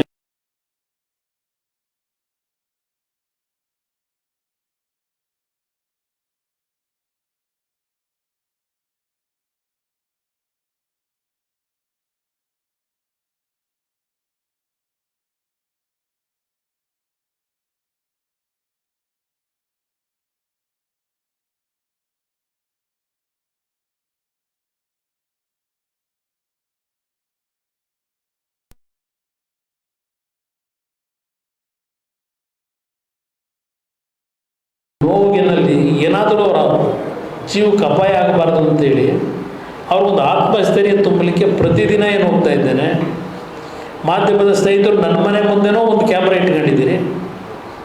ಬೆಳಗ್ಗೆ ನಾನು 6 ಗಂಟೆಗೆ ಬಿಟ್ಟರು ನೀವು ಬೆಳಗ್ಗೆ 6 ಗಂಟೆಯಿಂದ ಒಂದು ಟೀಮ್ ಇಲ್ಲಿದ್ದೀರಿ. ಇನ್ನೊಂದು ಟೀಮ್ ದೇವೇಗೌಡರು ಮನೆ ಮುಂದೆನೂ ಬೆಳಗ್ಗೆ 6 ಗಂಟೆಯಿಂದ ರಾತ್ರಿ 12 ಗಂಟೆ ನಾನು ಅಲ್ಲಿಂದ ಹೊರಡೋವರೆಗೆ ಕೊನೆ ಚಿತ್ರ ತೆಗೆಯೋವರೆಗೂ ನೀವು ಅಲ್ಲೇ ಇದ್ದೀರಿ. ಇದು ಬಿಟ್ಟು ನಾವೇನು ಮಾಡಿಲ್ಲ. ನಿಮಗೆ ಪ್ರತಿನಿತ್ಯ ನಮ್ಮ ಪ್ರತಿನಿಧಿಯಿಂದ ಓಡಾಟ ನೋಡ್ತಾ ಇದ್ದೀರಿ, ತಾವೇ ಚಿತ್ರೀಕರಿಸಿದ್ದೀರಿ. ನಾನು ನಿನ್ನೆ ದಿನ ನಮ್ಮ ತಂದೆಯವ್ರಿಗೊಂದು ಮಾತು ಹೇಳಿದೆ, ನೀವು ಒಂದು ಬಹಿರಂಗವಾಗಿ ಒಂದು ಮನವಿ ಮಾಡಿಬಿಡಿ. ಏಕೆಂದರೆ ಮೊನ್ನೆ ನಮ್ಮ ಮಂಡ್ಯ ಮಂತ್ರಿಗಳು ಹೇಳಿದ್ದಾರೆ, ನಿಮ್ಮ ಜವಾಬ್ದಾರಿ ಇದೆ, ನೀವೇ ಕರೆಸಬೇಕು ಅಂತೇಳಿ. ಎಲ್ಲ ಮಂತ್ರಿಗಳು ಕೃಷ್ಣ ಬೈರೇಗೌಡರು ಹೇಳಿದ್ದಾರೆ. ಆಯ್ತಪ್ಪ, ನಿಮ್ಮ ಸರ್ಕಾರಕ್ಕೆ ಕರ್ಸೋ ಯೋಗ್ಯತೆ ಇಲ್ಲ, ಕರ್ಸೋಕ್ಕಾಗಿಲ್ಲ. 23 ದಿನ 24 ದಿನ ಆಗಿದೆ ಇವತ್ತು. ನಾನು ನಿನ್ನೆ ನಮ್ಮ ತಂದೆಯವ್ರಿಗೆ ಮಾಡಿದ ಮನವಿ, ನೀವೊಂದು ಬಹಿರಂಗವಾಗಿ ಒಂದು ಮನವಿ ಮಾಡ್ಕೊಳ್ಳಿ. ನನ್ನ ಗೌರವ ಕೊಡ್ತಕ್ಕಂಥದ್ದು ನೀನು ಜೀವನದಲ್ಲಿ ಇಟ್ಕೊಂಡಿದ್ದೀನಿ ನನ್ನ ಬಗ್ಗೆ. ಎಲ್ಲೇ ಇದ್ದರೂ ನೀನು ತಕ್ಷಣ ಬಂದು SIT ತನಿಖೆಗೆ ಸಹಕಾರವನ್ನು ಕೊಡ್ತಕ್ಕಂಥ ತೀರ್ಮಾನ ಮಾಡು ಅಂತೇಳಿ ಒಂದು ಬಹಿರಂಗವಾಗಿ ಮನವಿ ಮಾಡಿ ಅಂತೇಳಿ ನನ್ನೇ ನಮ್ಮ ತಂದೆಯವರು ನಾನು ಮನವಿ ಮಾಡಿದ್ದೇನೆ. ಇದರಲ್ಲಿ ಯಾವುದೇ ರೀತಿಯಲ್ಲಿ ನಮ್ಮ ಕುಟುಂಬದ ಬಗ್ಗೆ ಜನಗಳಲ್ಲಿ ತಪ್ಪು ಅಭಿಪ್ರಾಯ ಇಡಬೇಕಿಲ್ಲ. ಬಹುಶಃ ಅವನೊಂದು ವಾರ ಸಮಯ ಕೇಳಿದ್ನಲ್ಲ, ಆಗಲೇ ಕೂಡ ಈಗ ರೇವಣಿಯನ್ನು ಕದ್ಬಿಟ್ಟು ಊರ್ಬಿಟ್ಟು ಹೊಡೋಗಿದ್ನ. ನನಗೆ ಗೊತ್ತು, ಈ ಸರ್ಕಾರ ನನ್ನ ತೋಟದ ಹತ್ರ ಒಂದು ಟೀಮು, ದೇವೇಗೌಡರು ಮನೆ ಹತ್ರ ಒಂದು ಟೀಮು, ರೇವಣ್ಣನ ಮನೆ ಹತ್ರ ಒಂದು ಟೀಮ್. ಎಷ್ಟು ಜನ ಇಟ್ಟಿದ್ರಿ ಅವತ್ತು ಗೊತ್ತಿದೆ ನನಗೆ. ಯಾವ ರೀತಿ ತನಿಖೆ ನಡೀತು ಅನ್ನೋದು ಗೊತ್ತು. ನಿಮ್ಮ FIR ಎಲ್ಲೆಲ್ಲಿ ಲ್ಯಾಪ್ಸಸ್ ಇದೆ ಅನ್ನೋದು ಗೊತ್ತಿದೆ. ಯಾವ ರೀತಿ ನಡ್ಕೊಂಡಿದ್ದೀರಿ. ಇವತ್ತು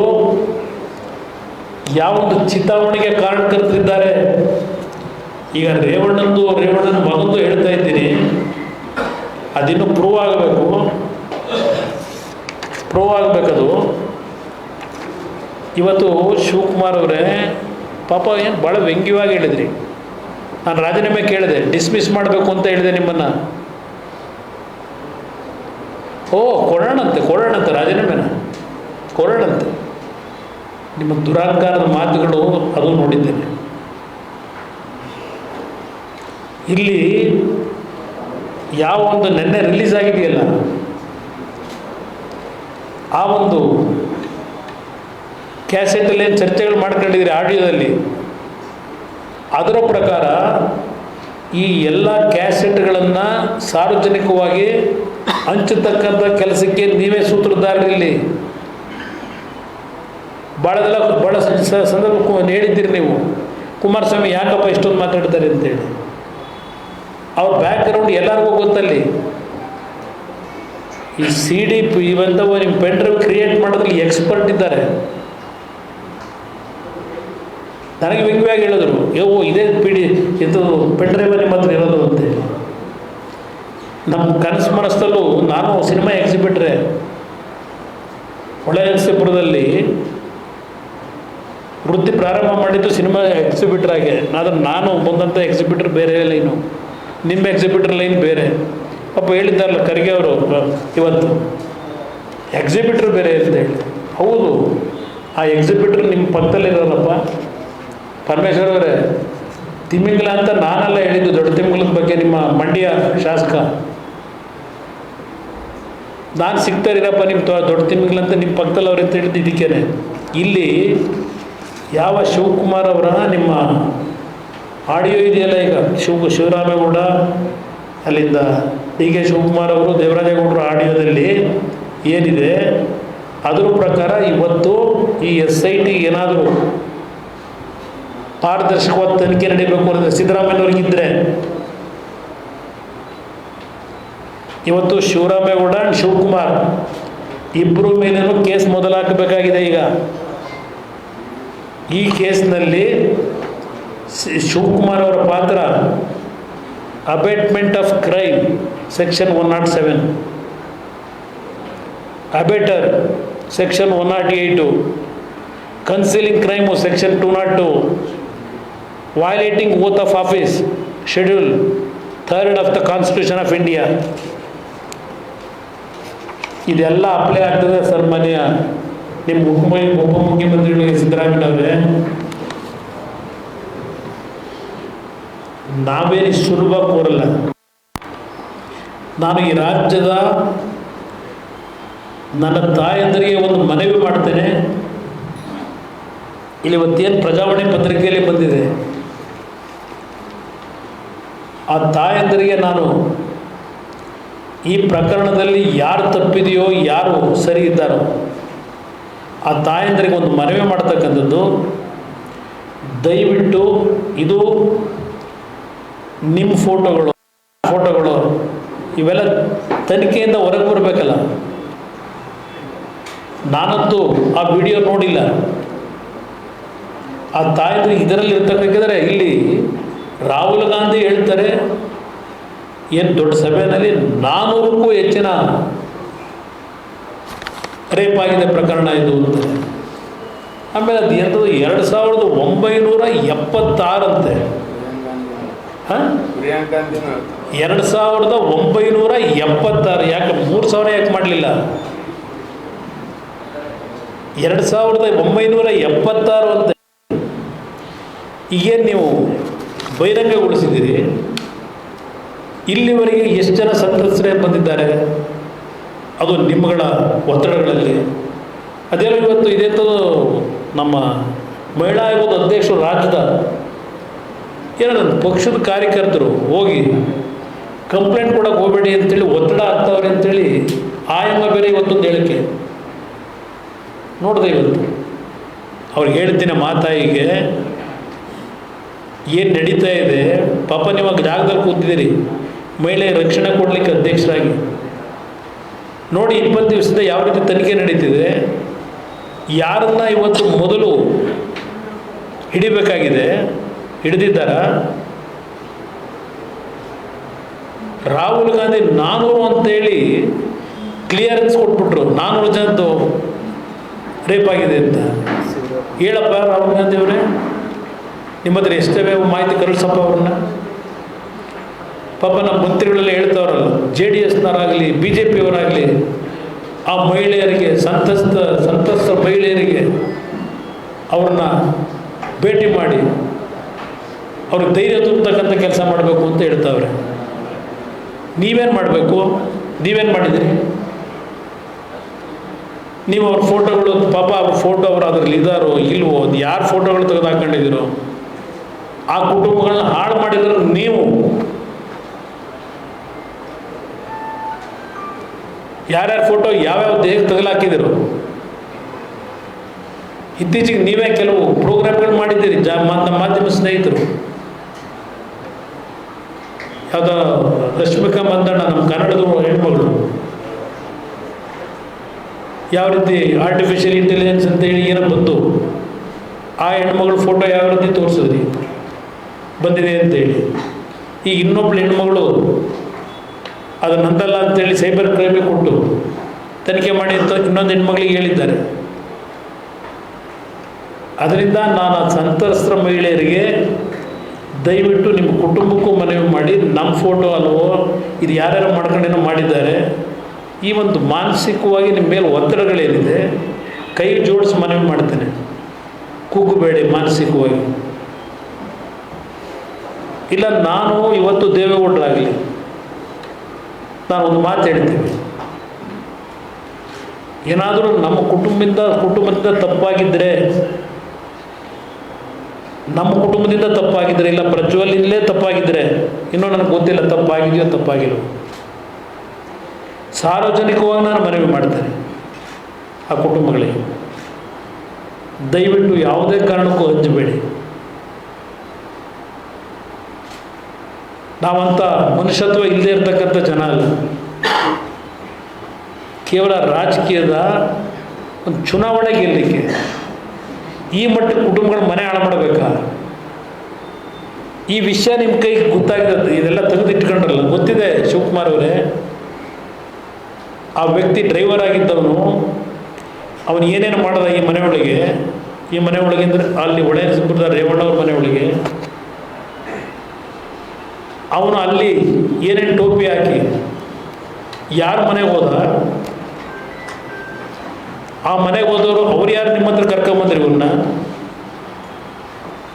ಅಲ್ಲಿ ಕೂತ್ಕೊಂಡು ಮನೆ ಒಳಗೆ ಯಾವ ರೀತಿ ಪೆನ್ ಡ್ರೈವ್ನ ಟ್ರಾನ್ಸ್ಫರ್ ಮಾಡ್ಕೊಂಡ್ರಿ, ಇದನ್ನು ನಿಮ್ಮ ಒಂದು ರಾಜಕೀಯ ಇದ್ರ ಮೇಲೆ ಅಂತಸ್ತು ಕಟ್ಟಬೇಕಾ, ರಾಜಕೀಯದ ಅಂತಸ್ತನ್ನ ಗೊತ್ತಿದೆ. ಯಾಕೆ ನೀವು ಇವೆಲ್ಲ ಮಾಡಿದ್ದೀರಿ? ಇವತ್ತು ಬೆಂಗಳೂರು ಗ್ರಾಮಾಂತರ ಗೆಲ್ಲಲ್ಲ ನಿಮ್ಮ ತಮ್ಮ, ಮಂಡ್ಯದೆಲ್ಲ ಮುಗಿಸ್ಬೇಕು ಅಂತ ಇದ್ರಿ, ಮಂಡ್ಯದಲ್ಲಿ ನನ್ನ ಪಕ್ಷ ಮುಗಿಸ್ಲಿಕ್ಕೆ ಸಾಧ್ಯ ಇಲ್ಲ ಅಂತ ಗೊತ್ತಾಯಿತು. ತುಮಕೂರು ಇಲ್ಲ, ಚಿಕ್ಕಬಳ್ಳಾಪುರ ಇಲ್ಲ, ಒಕ್ಕಲಿಗರ ಅದೆಂಥದ್ದು ನಾಯಕ ಆಗಬೇಕು ಅಂತಂದರೆ ನಾನಂತೂ ಎಲ್ಲೂ ಒಕ್ಕಲಿಗ ನಾಯಕ ಆಗಬೇಕು ಅಂತೇಳಿ ದೇವೇಗೌಡರಿಗೆ ಆಲ್ಟರ್ನೇಟ್ ಅಂತೇಳಿ ನಾನಂತೂ ಅಂದ್ಕೊಂಡಿಲ್ಲ. ನಾನು ಸಾಮಾನ್ಯ ಕಾರ್ಯಕರ್ತ. ನಾನು ಈ ನಾಡಿನ ಯಾವುದೇ ಕುಟುಂಬಗಳು ಯಾವುದೇ ಜಾತಿಯ ಜನ ಬಂದರೂ ಗೌರವಿಸೋರು ಕೆಲಸ ಮಾಡೋರು. ನಾನೇನೋ ಒಂದು ಒಕ್ಕಲಿಗದ ನಾಯಕತ್ವದ ಪೌರತ್ವ ತಗೋಬೇಕಾಗಿಲ್ಲ, ನಾನು ಪಾರ್ಪತ್ಯಗಾರ ಆಗಬೇಕಾಗಿಲ್ಲ. ಇವತ್ತು ಇಂಥ ಒಂದು ರಾಜಕಾರಣದಲ್ಲಿ ಏನೋ ಸ್ಥಾನಮಾನ ಗಿಟ್ಟಿಸ್ಕೊಳ್ಳಿಕ್ಕೆ ಆ ಅಮಾಯಕ ಕುಟುಂಬಗಳ ಹೆಣ್ಣು ಮಕ್ಕಳನ್ನ ನಾವು ತಂದಿರೋದು, ಪ್ರಚಾರ ಮಾಡಿ ಬೀದಿ ಬೀದಿಯಲ್ಲಿ ಪ್ರೀತಮ್ ಕೂಡ ಏನೋ ಹೇಳಿದ್ ನೋಡಿದೆ ನಾನು. 15 ಲಕ್ಷ ಪೆನ್ ಡ್ರೈವ್ ಹಂಚಿದ್ದೀವಿ ಎಂತಲೇನೋ ಹಂಚವ್ರೆ ಅಂತೇಳಿ ಹಾಸನ ಜಿಲ್ಲೆ ಒಂದರಲ್ಲಿ 15 ಲಕ್ಷ ಮನೆ ನಾವು ಈಗ ಸರ್ಚ್ ಮಾಡಬೇಕು ಅಂತ. ಇಂಥ ರಾಜಕೀಯ ಮಾಡಬೇಕಾ ಶಿವಕುಮಾರ್ ಅವರೇ? ದೇವೇಗೌಡರ ಕುಟುಂಬ ಏನೋ ಹೇಳ್ತಾರೆ, ಎಂಥದ್ದು ಅದು ಒಂದಿದೆ, ಇದೇನೋ ದೇವರಾಜೇಗೌಡರು ಶಿವರಾಮೇಗೌಡರು ಇದರಲ್ಲಿ ಅವರ ಕುಟುಂಬವನ್ನು ಬಲಿ ಹಾಕುವುದಕ್ಕೆ ಗೌರ್ಮೆಂಟ್ ತೀರ್ಮಾನ ಮಾಡಿಬಿಟ್ಟಿದ್ದಾರೆ, ಬಲಿ ಹಾಕಲಿಕ್ಕೆ ದೇವೇಗೌಡರ ಕುಟುಂಬನ. ಇದು ಆ ಅಮಾಯಕ ಹೆಣ್ಣುಮಕ್ಕಳನ್ನ ಕ್ಯಾಸೆಟ್ ಬಿಟ್ಟು ಶಿವಕುಮಾರ್ ಅವರೇ, ನಿದ್ದೆ ಬರುತ್ತಾ ನಿಮಗೆ ರಾತ್ರಿ ಮನೆಯಲ್ಲಿ? ಕೇಳಲಿಕ್ಕೆ ಬಯಸ್ತೀನಿ. ಈ ರೀತಿಯ ರಾಜಕೀಯ ಮಾಡಬೇಕಾ? ಎಷ್ಟು ಲಘುವಾಗಿ ಮಾತಾಡ್ಕೊಂಬಂದಿರಿ ಕಳೆದ 15 ದಿವಸದಲ್ಲಿ. ಕುಮಾರಸ್ವಾಮಿನೇ ಪೆನ್ ಡ್ರೈವ್ ಬಿಟ್ಬಿಟ್ಟಂತೆ ಅವ್ರ ಮಗನ ಬೆಳೆಸೋಕ್ಕೆ. ದಯವಿಟ್ಟು ಈ ಸರ್ಕಾರ ಕೇಳ್ತೇನೆ, ನಾನು ಇನ್ನೂ ಒಂದು ಮಾತು ನಮ್ಮ ತಂದೆಯವರು ಮನವಿ ಮಾಡಿ ಅಂತ ಹೇಳಿದೆ ಪ್ರಜ್ವಲ್ ರೇವಣ್ಣವರಿಗೆ. ನಾನು ಸಹ ಈ ಮಾಧ್ಯಮದ ಮುಖಾಂತರ ಏನಾಗುತ್ತೆ, ಯಾಕೆ ಹೆದರಬೇಕು? ತಪ್ಪು ಮಾಡಿದರೆ ಈ ನೆಲದ ಕಾನೂನಲ್ಲಿ ಯಾರೇ ಆಗಲಿ, ಯಾರು ದೊಡ್ಡವರಲ್ಲ, ಪಾಪ ದುಡ್ಡಿರೋರು ಏನಾದರೂ ಮಾಡ್ಕೋತಾರೆ. ಅದು ನನಗೆ ಅನುಭವ ಇದೆ, ಏನೇನು ನಡೆದಿದೆ ಅಂತೇಳಿ ಈ ರಾಜ್ಯದಲ್ಲಿ. ಆದರೆ ಇವತ್ತು ನನ್ನ ಕಾರ್ಯಕರ್ತರು ಈ ಪಕ್ಷ ಬೆಳೆಸಿ ಉಳಿಸಿರ್ತಕ್ಕಂಥವರು, ಅವ್ರ ದುಡಿಮೆ ಮೇಲೆ ಇವತ್ತು ನಾವಿಲ್ಲಿ ಕೂತು ನಿಮ್ಮ ಮುಂದೆ ಮಾತನಾಡ್ತಾ ಇದ್ದೇವೆ. ಈ ನಾಡಿನ ಲಕ್ಷಾಂತರ ಜನ ಮತ ಕೊಟ್ಟಿದ್ದಾರೆ ನಮ್ಮ ಪಕ್ಷಕ್ಕೆ. ಅವರ ಆಶೀರ್ವಾದದಿಂದ ನಾವು ಇಲ್ಲಿವರೆಗೆ ಬೆಳೆದಿದ್ದೇವೆ. ಎಷ್ಟು ದಿನ ಇವತ್ತು ಹೊರಗೆ ಇರಬೇಕು?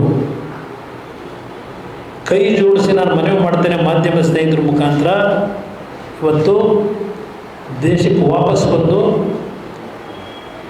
ಯಾವ ಒಂದು ತನಿಖೆ ಇದೆ ಆ ತನಿಖೆಗೆ ಸಂಪೂರ್ಣವಾಗಿ ಸಹಕಾರ ಕೊಟ್ಟು ತೀರ್ಮಾನ ಆಗಲಿ. ಎಷ್ಟು ದಿವಸ ಈ ಕಳ್ಳ ಪೊಲೀಸ್ ಆಟ ಅವಶ್ಯಕತೆ ಇದೆಯಾ? ನಾನು ನಮ್ಮ ತಂದೆಯವ್ರಿಗೆ ಹೇಳಿ ಮನವಿ ಮಾಡಬೇಕು ಅಂತ ಇದ್ದೆ. ನಾನಿವತ್ತು ತಡಿಲಾರದೆ ಇವತ್ತು ನಾನೇ ನಿಮ್ಮ ಮುಂದೆ ಇದನ್ನು ಹೇಳ್ತಾ ಇದ್ದೆ ನಮ್ಮ ತಂದೆಯವ್ರ ಪರವಾಗಿ. ಅವ್ರಿಗೇನು ಅವ್ರ ಎಂಟೈರ್ ರಾಜಕೀಯದ ಬದುಕನ್ನು ಅವನು ಬೆಳಿಬೇಕು ಅಂತ ಹೇಳಿ ದಾರಿ ಎರೆದಿದ್ದಾರೆ. ಅವ್ರಿಗೆ ಗೌರವ ತರಬೇಕು ಅನ್ನೋದಿದ್ದರೆ ಎಲ್ಲಿದ್ದರೂ ಮುಂದಿನ 24 ಗಂಟೆಲೋ 48 ಗಂಟೆಲೋ ವಾಪಸ್ ಬರೋದ್ರ ಮುಖಾಂತರ ನನ್ನ ಪಕ್ಷದ ಕಾರ್ಯಕರ್ತರಿಗೆ, ಸನ್ಮಾನ್ಯ ದೇವೇಗೌಡರಿಗೆ ಗೌರವ ತಗೊಂಬಪ್ಪ ಅಂತೇಳಿ ನಾನು ಇವತ್ತು ಮುಖಾಂತರ ನಾನು ಮನವಿ ಮಾಡ್ತೇನೆ. ಆಫರ್ ಏನು ಕೊಟ್ಟಿದ್ದಾರೆ, 5 ಕೋಟಿ ಅಡ್ವಾನ್ಸ್ ಕೊಡೋದಕ್ಕೆ ಬಂದಿದ್ರು. ಅದು ಈಗ ರೂಮ್ ನಂಬರು ಸಹ ಹೇಳ್ತಾ ಇದ್ದಾರಲ್ಲ, ಯಾವುದು ಇರ್ತದೆ ನಮ್ಮ 110 ಬೋರಿಂಗ್ ಕ್ಲಬ್. ಅದರಲ್ಲೇನು ಆಶ್ಚರ್ಯ ಪಡೋಂಥದ್ದು ಏನಿಲ್ಲ. 100 ಕೋಟಿ ಯಾವ ಲೆಕ್ಕ ಬರ್ತಾರೆ ಅವರಿಗೆ? ಪ್ರತಿದಿನದ ಕಲೆಕ್ಷನ್ ಅನ್ನೋದು ಜನ ಕೇಳಿದ್ರೆ ಹೇಳ್ತಾರೆ, ಅವ್ರ ಹಿಂದೆ ಮುಂದೆ ಇರೋದು. 100 ಕೋಟಿ ಅವ್ರಿಗೇನು ಲೆಕ್ಕ ಇಲ್ಲ. ಈಗ ಒಂದು ಆರೋಪ ಇದೆ. ಆರಂಭದಲ್ಲಿ ಈ ಪ್ರಕರಣಕ್ಕೆ ಸಂಬಂಧಪಟ್ಟಂತೆ ಆರಂಭದಲ್ಲಿ ಈ ಪ್ರಕರಣಕ್ಕೆ ಸಂಬಂಧಪಟ್ಟಂತೆ ಕುಮಾರಸ್ವಾಮಿ ಡಿಫೆನ್ಸ್ ನಿಲ್ಲುವಂತ ಕೊಡ್ತಾ ಇದ್ರು. ಇವಾಗ ಅಫೆನ್ಸಿವ್ ನಿಲ್ಲುವಂತ ಕೊಡ್ತಾ ಇದ್ರು. ಇದರಲ್ಲಿ ಅಫೆನ್ಸು ಡಿಫೆನ್ಸು ಪ್ರಶ್ನೆ ಇಲ್ಲ. ನಾನು ಅವತ್ತು ಏನು ಹೇಳಿದ್ದೇನೆ, ಈ ನೆಲದ ಕಾನೂನಿನಲ್ಲಿ ಯಾರೂ ದೊಡ್ಡವರಲ್ಲ. ಉಪ್ಪು ತಿಂದವನು ನೀರು ಕುಡಿಲೇಬೇಕು ಅಂತಕ್ಕಂಥದ್ದು ಅವತ್ತು ಹೇಳಿದ್ದೇನೆ, ಇವತ್ತು ಅದನ್ನೇ ಹೇಳ್ತಾ ಇದ್ದೇನೆ. ದೇವೇಗೌಡರು ಮೊನ್ನೆ ಅದನ್ನೇ ಹೇಳಿದ್ದಾರೆ. ಆದರೆ ಸೆಕೆಂಡ್ ಪಾರ್ಟ್ ಇದೆಯಲ್ಲ, ಅವರು ಇವತ್ತು ಆ ಮಹಿಳೆಯರ ಫೋಟೋಗಳನ್ನು ಹಾಕೊಂಡಿದ್ದಾರೋ ನನಗದು ಯಾವುದೂ ಗೊತ್ತಿಲ್ಲ, ನಕಲಿನೋ ಅಸಲಿನೋ. ಆ ವ್ಯಕ್ತಿಗಳು ಯಾರಿದ್ದಾರೆ, ಈಗ ಚಿಂತಾಮಣಿಯಲ್ಲಿ ಶಿವಕುಮಾರ್ ಇದ್ದಾರೆ ಅಂತಕ್ಕಂಥದ್ದು ನಿನ್ನೆ ಆಡಿಯೋದಲ್ಲಿ ನಿಮಗೆ ಗೊತ್ತಾಗ್ತಾ ಇದೆ. ಬಹುಶಃ ದೇವರಾಜೇಗೌಡರು ಜೈಲಿಂದ ಹೊರಗೆ ಬಂದ ಯಾತಿಗೆ ಕಳಿಸಿದ್ರಿ ದೇವರಾಜೇಗೌಡರನ್ನ ಜೈಲಿಗೆ? ಇವರು ಬಂಡವಾಳ ಹೊರಗೆ ತೆಗಿದ್ದಾರೆ ಅಂತ ತಾನೇ ಕಳಿಸಿರೋದು ಅವ್ರನ್ನ ನೀವು. ಏನು SIT ಅವರು ತನಿಖೆ ಮಾಡಿ ಏನು ಅವರಿಂದ ಮಾಹಿತಿ ತಗೋತಾರೆ? ಇನ್ನು ಅತ್ಯಾಚಾರ ಅಂತೇಳಿ ಮತ್ತೆ ಅಡಿಷನ್ ಮಾಡ್ಕೊಂಡ್ರಲ್ಲ ದೇವರಾಜೇಗೌಡರ ಮೇಲೆ. 1ನೇ ತಾರೀಕು 2-3 ಕೊಟ್ಟು ಕಂಪ್ಲೇಂಟ್ ಏನು, 32 ದಿವಸ ಆದಮೇಲೆ ಮತ್ತೆ ಇನ್ನೊಂದು ಕಂಪ್ಲೇಂಟ್ ಕೊಟ್ಟಿದ್ದು. ಏನು ಕಂಪ್ಲೇಂಟ್? ಅದು ಯಾರು ಬರ್ಸಿದ್ರಿ? ಯಾರು ಕರ್ಕೊಂಬಂದು ಬರ್ಸಿದ್ರಿ ಅದನ್ನು? ಇದೆಲ್ಲ ಸತ್ಯ ಹೊರಗೆ ಬರಬೇಕು. ಅದಕ್ಕೆ ಪಾಪ BJP ನಾಯಕರು ಇಲ್ಲಿ SITಯಿಂದ ಮಾಡೋಕ್ಕೆ ಸಾಧ್ಯ ಇಲ್ಲ, CBI ಕೊಡಿ ಅಂತ ಕೇಳಿದ್ದವರು. ಇಡೀ ಪ್ರಕರಣ ನಿಮ್ಮ ಕುಟುಂಬವನ್ನು ಟಾರ್ಗೆಟ್ ಮಾಡೋದು ಮೂಲ ಉದ್ದೇಶವೇ ಅದು. ನಿನ್ನೆ ಪೆನ್ಡ್ರೈವ್ ಅಂತ ಆಡಿಯೋ ಕೇಳಿದ್ರೆ ದೇವೇಗೌಡರ ಬಗ್ಗೆ ಲಘುವಾಗಿ ಮಾತಾಡಿರುವಂಥದ್ದೆಲ್ಲ ನಿಮ್ಮ ಕುಟುಂಬವನ್ನು ಮತ್ತು ಕುಟುಂಬವನ್ನು ಹಾಳು ಮಾಡೋದು ಅನ್ನೋಂಥ ಪದಗಳೆಲ್ಲ ಬಳಸಿದ್ದಾರೆ. ಇದರಲ್ಲಿ ಸಂಶಯನೇ ಇಲ್ಲ ನಿಮ್ಗೆ ಹೇಳಬೇಕು ಅನ್ನೋದಾದರೆ. ಈ ಕುಟುಂಬದ ಇಮೇಜನ್ನು ಸಂಪೂರ್ಣ ಹಾಳು ಮಾಡಿ ಜನತಾದಳವನ್ನು ಮುಗಿಸಬೇಕು ಅನ್ನೋದೇ ಅವರ ಪ್ರಮುಖ ಉದ್ದೇಶ ಇದೆ. ಯಾವ ಕಾರಣಕ್ಕೂ ಸಾಧ್ಯ ಆಗೋದಿಲ್ಲ, ನನಗೆ ವಿಶ್ವಾಸ ಇದೆ. ಯಾಕಷ್ಟು ದ್ವೇಷ? ಯಾವ ಕಾರಣಕ್ಕೆ ದ್ವೇಷ? ನಿಮಗೆ ಕೆಲವು ಮಾತುಕತೆ ಎಲ್ಲ ಗೊತ್ತಾಗಲ್ವ ದ್ವೇಷ ಯಾಕೆ ಬರುತ್ತೆ? ಅವ್ರು ನಡೆಸ್ತಿರ್ತಕ್ಕಂಥ ಹಲವಾರು ಅಕ್ರಮಗಳನ್ನು ಹೊರಗೆ ತೆಗೆದು ಅಂತಕ್ಕಂಥದ್ದು. ಈಗ ನನ್ನ ಮೇಲೆ ಹೇಳ್ತಾರೆ, ನಾನು ಇವತ್ತು ನಿಮಗೆ ಹೇಳ್ತೀನಿ, ನಾನು ರಾಜ್ಯದಲ್ಲಿ ಮುಖ್ಯಮಂತ್ರಿ ಇದ್ದಾಗ ಶಿವಕುಮಾರ್ ಅವರ ವ್ಯವಹಾರದಲ್ಲಿ ಏನು ಕೆಲವು ಸರ್ಕಾರಕ್ಕೆ ತೆರಿಗೆ ಕಟ್ತಕ್ಕಂಥ ಹಣದಲ್ಲಿ ದೋಖ ಮಾಡಿದರು, ಅದ್ರ ಬಗ್ಗೆ ಅಧಿಕಾರಿಗಳು ಕ್ರಮ ತಗೊಂಡ್ರೆ ಅದನ್ನು ನನ್ನ ಮೇಲೆ ದೂರಿದ್ರೆ ಏನಾಗುತ್ತೆ? ನಾನು ರಾಜ್ಯದ ಮುಖ್ಯಮಂತ್ರಿಯಾಗಿ ಯಾವುದೇ ವ್ಯಕ್ತಿಗಳ ಬಗ್ಗೆ, ಯಾವನೇ ಒಬ್ಬ ಪೊಲೀಸ್ ಅಧಿಕಾರಿ ಇರಲಿ, ಯಾರೇ ಒಬ್ಬ ಕಾನೂನು ವ್ಯಾಪ್ತಿಯಲ್ಲಿ ಬರ್ತಕ್ಕಂಥ ಆಫೀಸರ್ಗಳಿರಲಿ, ನನ್ನ ಶತ್ರುಗಳನ್ನು ನಾಶ ಮಾಡಲಿಕ್ಕೆ ಅವ್ರನ್ನ ದುರುಪಯೋಗ ಪಡಿಸ್ಕೊಂಡಕ್ಕಂಥದ್ದು ಒಂದೇ ಒಂದು ಪ್ರಕರಣ ಯಾರಾದರೂ ಇವತ್ತು ಹೇಳ್ಬಿಟ್ರೆ ರಾಜಕೀಯದಲ್ಲೇ ನಿಲ್ಲುತ್ತೇವಂತೆ. ನಾನು ಯಾರಾದರೂ ಒಬ್ಬರ ಬಗ್ಗೆ ಇವತ್ತು ನಾನು ಹಲವಾರು ಬಾರಿ ಹೇಳಿದ್ದೇನೆ. ನಾನು 2ನೇ ಬಾರಿ ಮುಖ್ಯಮಂತ್ರಿ ಆದಾಗಲೂ ಕೆಲವು ಅಫಿಷಿಯಲ್ ಪೋಸ್ಟಿಂಗ್ಗೆ ಹಣದ ಆಮಿಷ ಒಡ್ಡಿದ್ರು. ನಾನು ಆ ರೀತಿ ಬಂದಂಥವ್ರನ್ನ ದೂರ ಇಟ್ಟೆ. ಈಗ 1ನೇ ಬಾರಿ ಮುಖ್ಯಮಂತ್ರಿ ಇದ್ದಾಗ ಲಾಟ್ರಿ ಬ್ಯಾನ್ ಮಾಡಿದಾಗ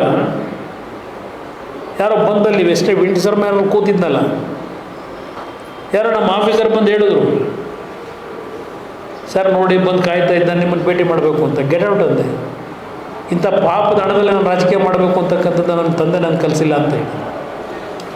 ಆದರೆ ಇಲ್ಲಿ ಕೆಲವು ಕಾನೂನುಬಾಹಿರ ಚಟುವಟಿಕೆಗಳ ವಿಷಯದಲ್ಲಿ ನಾವೇನು ಚರ್ಚೆ ಮಾಡ್ತೀವಿ, ಇವತ್ತು ಅದೇ ನಮಗೆ ಮುಳ್ಳಾಗಿರೋದು. ಇನ್ನೂ 2 ಕೇಸ್ ನಾನು 12 ವರ್ಷದಿಂದ ನಡೆಸ್ತಾ ಇದ್ದ ನನ್ನ ಮೇಲೆ.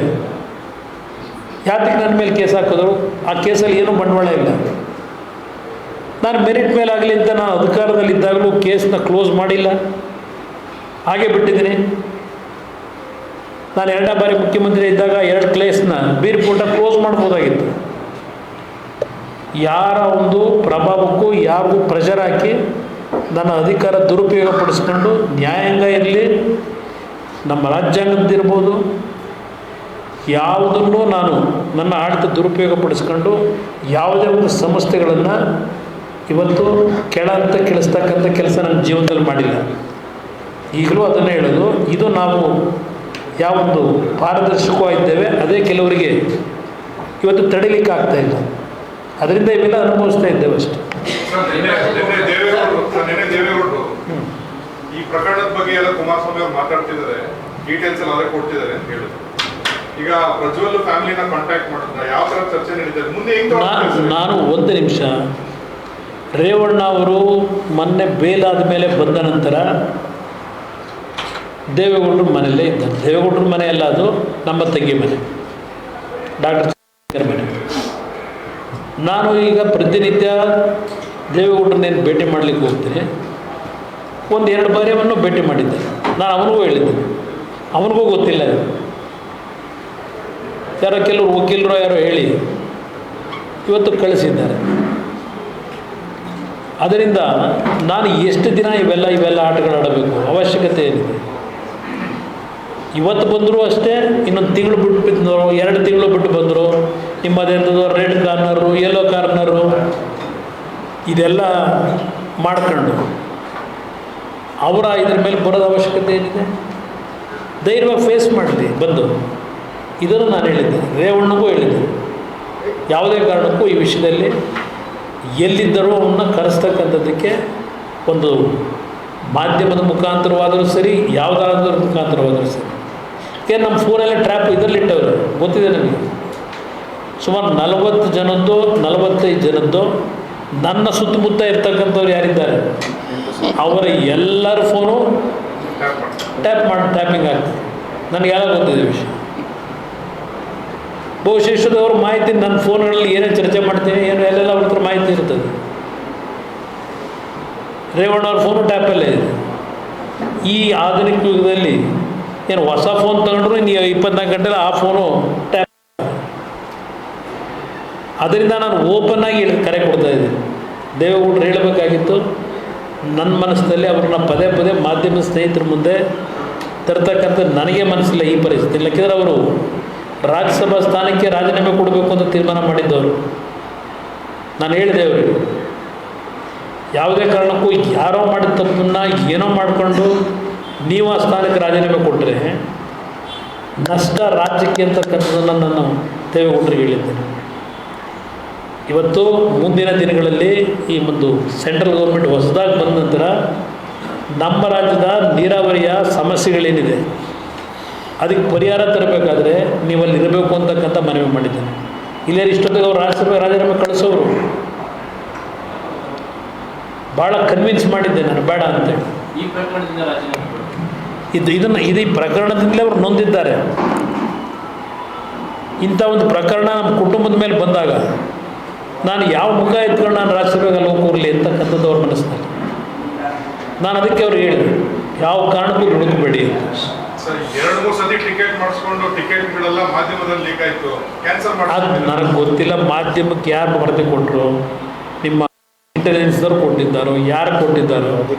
ಮಾಧ್ಯಮದ ಯಾವುದೋ ಒಂದು ದಿವಸ ಮಧ್ಯಾಹ್ನ 3 ಗಂಟೆಗೆ ಇಲ್ಲಿ ಇಳದೆ ಬಿಡ್ತಾರೆ ಅಂತ ಯಾವುದೋ ಮಾಧ್ಯಮದಲ್ಲಿ ಬಂತು. ನಾನು ಮಾಧ್ಯಮದಲ್ಲಿ ಏನು ಬರ್ತಿದೆ ಅದೇ ನಾವು ಗಂಧ ಕಾಣ್ತಾ ಇರೋದು. ಮಾಧ್ಯಮಕ್ಕೆ ಯಾರು ಇಂಟಿಮೇಟ್ ಮಾಡ್ತಾರೋ ಗೊತ್ತಿಲ್ಲ. ಯಾವುದೋ ಬಲ ಮಾಹಿತಿಗಳು ಅಂತಲೂ ಮೂಲದ ಮಾಹಿತಿ ಅಂತಲೂ ತಗೊಂಡು ನೀವು ಹಾಕತ್ತೀರಿ. ಅದೇನು ನಡೆದೇ ಇಲ್ವಲ್ಲ ಇಲ್ಲಿ. ನಾನು ಅದಕ್ಕೋಸ್ಕರಲೇ ನೀವಂತೂ ನಿಮ್ಮಗಳ ಮುಂದೆ ನಮ್ಮ ತಂದೆಯವ್ರ ಕೈಲಿ ಹೇಳಿಸ್ಬೇಕು ಅಂತ ಇದ್ದೆ.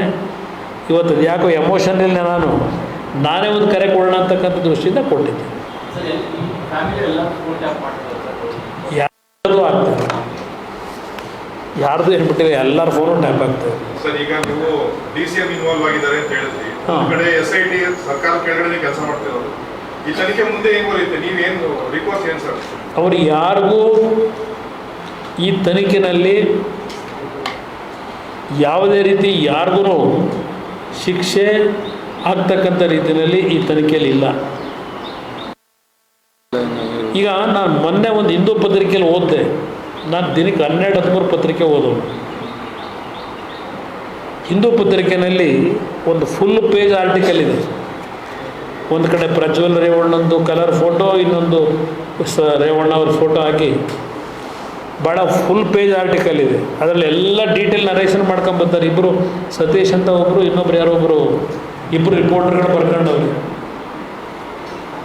SIT ಅವರು ಅವ್ರಿಗೆ ಹೇಳ್ತಾರಂತೆ, ಅವ್ರು ಬರ್ಕೊಂಡವ್ರು ಅದನ್ನು. SIT ಅವ್ರು ಹೇಳ್ತಾರೆ ಆ ಒಂದು ವಿಡಿಯೋಗಳಲ್ಲಿ ಪುರುಷ ವ್ಯಕ್ತಿಯ ಯಾವುದೇ ಚಿತ್ರಣ ಇಲ್ಲ ಅಂತ ಹೇಳಿದ್ದಾರೆ. ನಿಮ್ಮ ಹಿಂದೂ ಪತ್ರಿಕೆಯಲ್ಲಿ ಬರೆದಿರೋದು ಇದು, ಅದೇನು ಸಣ್ಣ ಪುಟ್ಟ ಪತ್ರಿಕೆ ಅಲ್ಲ. ಅದು ಇವತ್ತು ನಾವು ಟ್ರೇಸ್ ಔಟ್ ಮಾಡೋಕ್ಕಾಗಲ್ಲ. ಆದರೂ FSLಯಿಂದ ಏನಾದರೂ ಟ್ರೈ ಮಾಡ್ತೀವಿ. ಒಬ್ಬ SIT ತನಿಖೆ ನಡೆಸೋರು ಇದನ್ನು ಒಂದು ದೊಡ್ಡ ಪತ್ರಿಕೆಯಲ್ಲಿ ಇದನ್ನು ಅವರೇ ಈ ಮಾಹಿತಿ ಸೋರಿಕೆ ಮಾಡ್ಕೊಂಡ್ರೆ ಯಾವ ತನಿಖೆಯನ್ನು ನೀವು ಮಾಡಿ ಯಾವ ಸತ್ಯಾಂಶ ಹೊರಗೆ ಇಡ್ತೀರಿ? ಇವೆಲ್ಲ ಮಾಡಿದ್ದಾರಲ್ಲ ಮಹಾನುಭಾವರು, ಇವ್ರಿಗೇನು ಮಾಡ್ತೀರಿ? ಹಲವಾರು ಕುಟುಂಬಗಳನ್ನ ಇವತ್ತು ಸರ್ವನಾಶ ಮಾಡಿದರೆ ಬರ್ಕೊಂಡವ್ರು ಹೊಳೆನರಸೀಪುರದಲ್ಲಿ 20 ಮನೆಗಳು ಖಾಲಿ ಮಾಡ್ಕೊಂಡು ಹೋಗಿದ್ದಾರೆ. ಮನೆ ಮಾರಾಟಕ್ಕಿದೆ ಅಂತೇಳಿ ಮುಂದುಗಡೆ ಬೋರ್ಡ್ ಹಾಕೊಂಡಿದ್ದಾರೆ. ನೆನೆ ಒಂದು ಖಾಸಗಿ ಚಾನಲ್ ಪಾಪ ಯಾರೋ 8 ಜನ ಕೂರಿಸ್ಕೊಂಡು ದೂರವಾಣಿ ಕರೆ ಮುಖಾಂತರ ಜನಗಳ ಅಭಿಪ್ರಾಯ ಕೇಳ್ತಾ ಇದ್ರು. ಆ 8 ಜನ ಕೂತಿದ್ದಲ್ಲಿ ಆ ಖಾಸಗಿ ಚಾನಲ್ ಇಂಟರ್ವ್ಯೂ ನಡೀತಿತ್ತಲ್ಲ, ಬೆಳಗ್ಗೆ 11 ಗಂಟೆಲೋ ಏನು ಕೂತು ಆ ಒಂದು ಟೆಲಿಫೋನಿಕ್ ದೂರವಾಣಿ ಚರ್ಚೆ ನಡೀತಾ ಇದ್ದಿದ್ದು ಯಾರ ಮನೇಲಿ ಕೂತ್ಕೊಂಡು ಮಾಡೋದ್ರಲ್ಲಿ ಹೊಳೆನರಸೀಪುರದಿಂದ ನಮ್ಮನ್ನು ಮುಗಿಸ್ತೀವಿ ಅಂತ ಅವರು ಒಂದು ಭಾಗ ನಡೆಸ್ತಾ ಇದ್ದಾರೆ. ಮೇಲೊಬ್ಬ ಇದ್ದಾನೆ, ನೋಡಂತ ಸ್ವಲ್ಪ ದಿವಸಕ್ಕೆ ಏನೇನಾಗುತ್ತೆ. ನೀವು ಕೂಡ ಒಂದು ಮನವಿ ಮಾಡಿದ್ದೀರಾ, ಎಲ್ಲಿಗೂ ಜೊತೆಗೆ ರೇವಣ್ಣ ಅವರೇನಾದ್ರೂ ವಿದೇಶದಲ್ಲಿರುವ ಮಗನ ಸಂಪರ್ಕ ಮಾಡೋ ಇಲ್ಲ, ಅವ್ರಿಗೂ ಗೊತ್ತಿಲ್ಲ. ಯಾಕೆ ಅವರು ಹೊಳೆನರಸೀಪುರದಲ್ಲಿ ಇದ್ದಾಗಲೇ ನಾವು ಗಮನಿಸಿದ್ದು, ಪತ್ರಿಕೆಯಲ್ಲೂ ನಾನು ಗಮನಿಸಿದ್ದೇನೆ. 26ನೇ ತಾರೀಕು ಸಾಯಂಕಾಲನೇ ಅವನು ಯಾರಿಗೂ ಹೇಳ್ದೆ ಕೇಳದೆ ಹೋಗಿದ್ದಾನೆ. ಅದು ಯಾರು ಅವ್ರಿಗೆ ಅಡ್ವೈಸ್ ಮಾಡಿದ್ದಾರೋ ಏನೋ ನಮಗಂತೂ ಗೊತ್ತಿಲ್ಲ. ಅವನೇನೋ ಕೇಳ್ಕೊಂಡಿದ್ದಾನಲ್ಲಿ, ಒಂದು ವಾರ ಟೈಮ್ ಕೊಟ್ಟರು ಬಂದು ವಾಪಸ್ ನಾನು SIT ತನಿಖೆಗೆ ಹಾಜರಾಗ್ತೀನಿ ಅಂತ ಅವ್ರು ನಕಾರ ಮಾಡೋದು. ಅದ್ರ ಜೊತೆ ಒಂದು ರೇಪ್ ಅಂತ ಹೇಳಿ ಮತ್ತಿನ್ನೊಂದು ಆ ಒಂದು ಕ್ಲಾಸಲ್ಲಿ ಇದನ್ನು ಹಾಕ್ಕೊಂಡವ್ರೆ, ಇದನ್ನು ಅಡಿಷನಲ್ ಸೆಕ್ಷನ್ ಹಾಕ್ಕೊಂಡವ್ರೆ ಅಂತ ಹೇಳಿ ಅಲ್ಲೇ ಬರ್ಕೊಂಡಿದ್ದೀನಿ. ಇದೆಲ್ಲ ಆದಮೇಲೆ ಬಹುಶಃ ಅವ್ನಿಗೆ ಯಾರೋ ಹೇಳಿರಬೇಕು. ನಿಮಿಷ ತಪ್ಪಿದೆಯೋ ತಪ್ಪಿಲ್ವೋ ನಾನು ಸರ್ಟಿಫಿಕೇಟ್ಸ್ ಕೊಡೋವಲ್ಲ. ಇಲ್ಲಿ ಪ್ರಶ್ನೆ ಮೊದಲು ಅವ್ರು ಹಾಕೊಂಡಂಥ ಸೆಕ್ಷನ್ನು, 2ನೇ ಸೆಕ್ಷನ್ನು ಇಲ್ಲೇ ಬರ್ಕೊಂಡವ್ರು. ನಾನು ಹೇಳ್ತಿರೋದಲ್ಲ, ಪತ್ರಿಕೆಯಲ್ಲಿ ಬಂದಿರೋದು. 2ನೇ ಸೆಕ್ಷನ್ನಲ್ಲಿ ರೇಪ್ ಅಂತಕ್ಕಂಥದ್ದನ್ನು ಅಡಿಷನ್ ಮಾಡ್ಕೊಂಡ್ರು ಸೆಕ್ಷನ್ನ ಅಂತೇಳಿ ಬರ್ಕೊಂಡಿದ್ದಾರೆ. ಅದು ಮಾಡ್ಕೊಂಡ್ರು. ಇವನು ಒಂದು ವಾರ ಟೈಮ್ ಕೊಡಿ ಬರ್ತೀನಿ ಅಂತ ಹೇಳ್ಕೊಂಡಿದ್ದ ಅಂತಲೂ ಅದು ಪತ್ರಿಕೆಯಲ್ಲಿದೆ. ಒಂದು ವಾರ ಟೈಮ್ ಕೊಟ್ಟಿದ್ರೆ ಬಹುಶಃ ಬರ್ತಿದ್ದೇನೋ. ರೇಪ್ ಅಂತಕ್ಕಂಥದ್ದು ಇನ್ನೊಂದು ಅಡಿಷನ್ನು ಸೆಕ್ಷನ್ ಹಾಕ್ಕೊಂಡಿದ್ರಿಂದ ಅವನ್ನೆಲ್ಲ ಅವ್ರ ವಕೀಲರೋ ಯಾರೋ ಹೇಳಿರಬೇಕು, ಈ ಸದ್ಯಕ್ಕೆ ಬರಬೇಡ ಬೇಲ್ ತಗೊಳ್ಳೋರಿಗೆ ಅಂತ. ಯಾರು ಇವೆಲ್ಲ ಹಲವಾರು ರೀತಿಯಲ್ಲಿ ಕೆಲವರು ಅಡ್ವೈಸ್ ಮಾಡ್ತಾರೆ. ಅದರಿಂದ ಇವತ್ತು ನಾನೇ ನೆನ್ನೆ ನಮ್ಮ ತಂದೆ ರಾತ್ರಿ ರಿಕ್ವೆಸ್ಟ್ ಮಾಡಿದೆ, ನಾಳೆ ನಾಡಿದ್ದು ದಯವಿಟ್ಟು ಒಂದು ಪ್ರೆಸ್ ಕಾನ್ಫರೆನ್ಸ್ ಹೇಳಿಬಿಡಿ. ನಾನು ಇವೆಲ್ಲ ನಡೀತಿರೋದು ನೋಡಿ ನಾನೇ ಇವತ್ತು ಓಪನ್ ಆಗಿ ಹೇಳಿದ್ದೇನೆ. ಇವತ್ತು ನಾನು ಮನವಿ ಮಾಡೋದು ದೊಡ್ಡವ್ರ ಬಗ್ಗೆ, ನನ್ನ ಪಕ್ಷದ ಕಾರ್ಯಕರ್ತರ ಬಗ್ಗೆ ಅವನಿಗೆ ಗೌರವ ಇದ್ದರೆ ಬಂದು ಸರೆಂಡರ್ ಅಂತಕ್ಕಂಥ ಪದ ಹೇಳಲ್ಲ, ತನಿಖೆಗೆ ಸಹಕಾರ ಕೊಡು. ಮಾಡ್ತೀವಿ, ಮಾಡಲೇಬೇಕಲ್ಲ. ನನ್ನ ಅಭಿಪ್ರಾಯದಲ್ಲಿ ಇದನ್ನು ತಾರ್ಕಿಕ ಎಂಡಿಗೆ ತಗೊಂಡು ಹೋಗ್ಬೇಕು. ಹಿಟ್ ಆ್ಯಂಡ್ ರನ್ ಅಂತಾರಲ್ಲ, ನೋಡೋಣ ಅದು ಎಲ್ಲಿಗೂ. ಹಾಂ,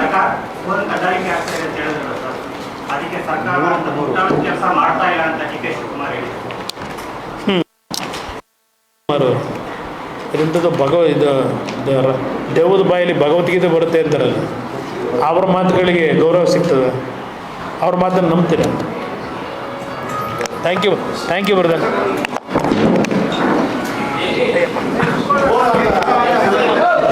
ಸರ್ ಇಂಗ್ಲಿಷ್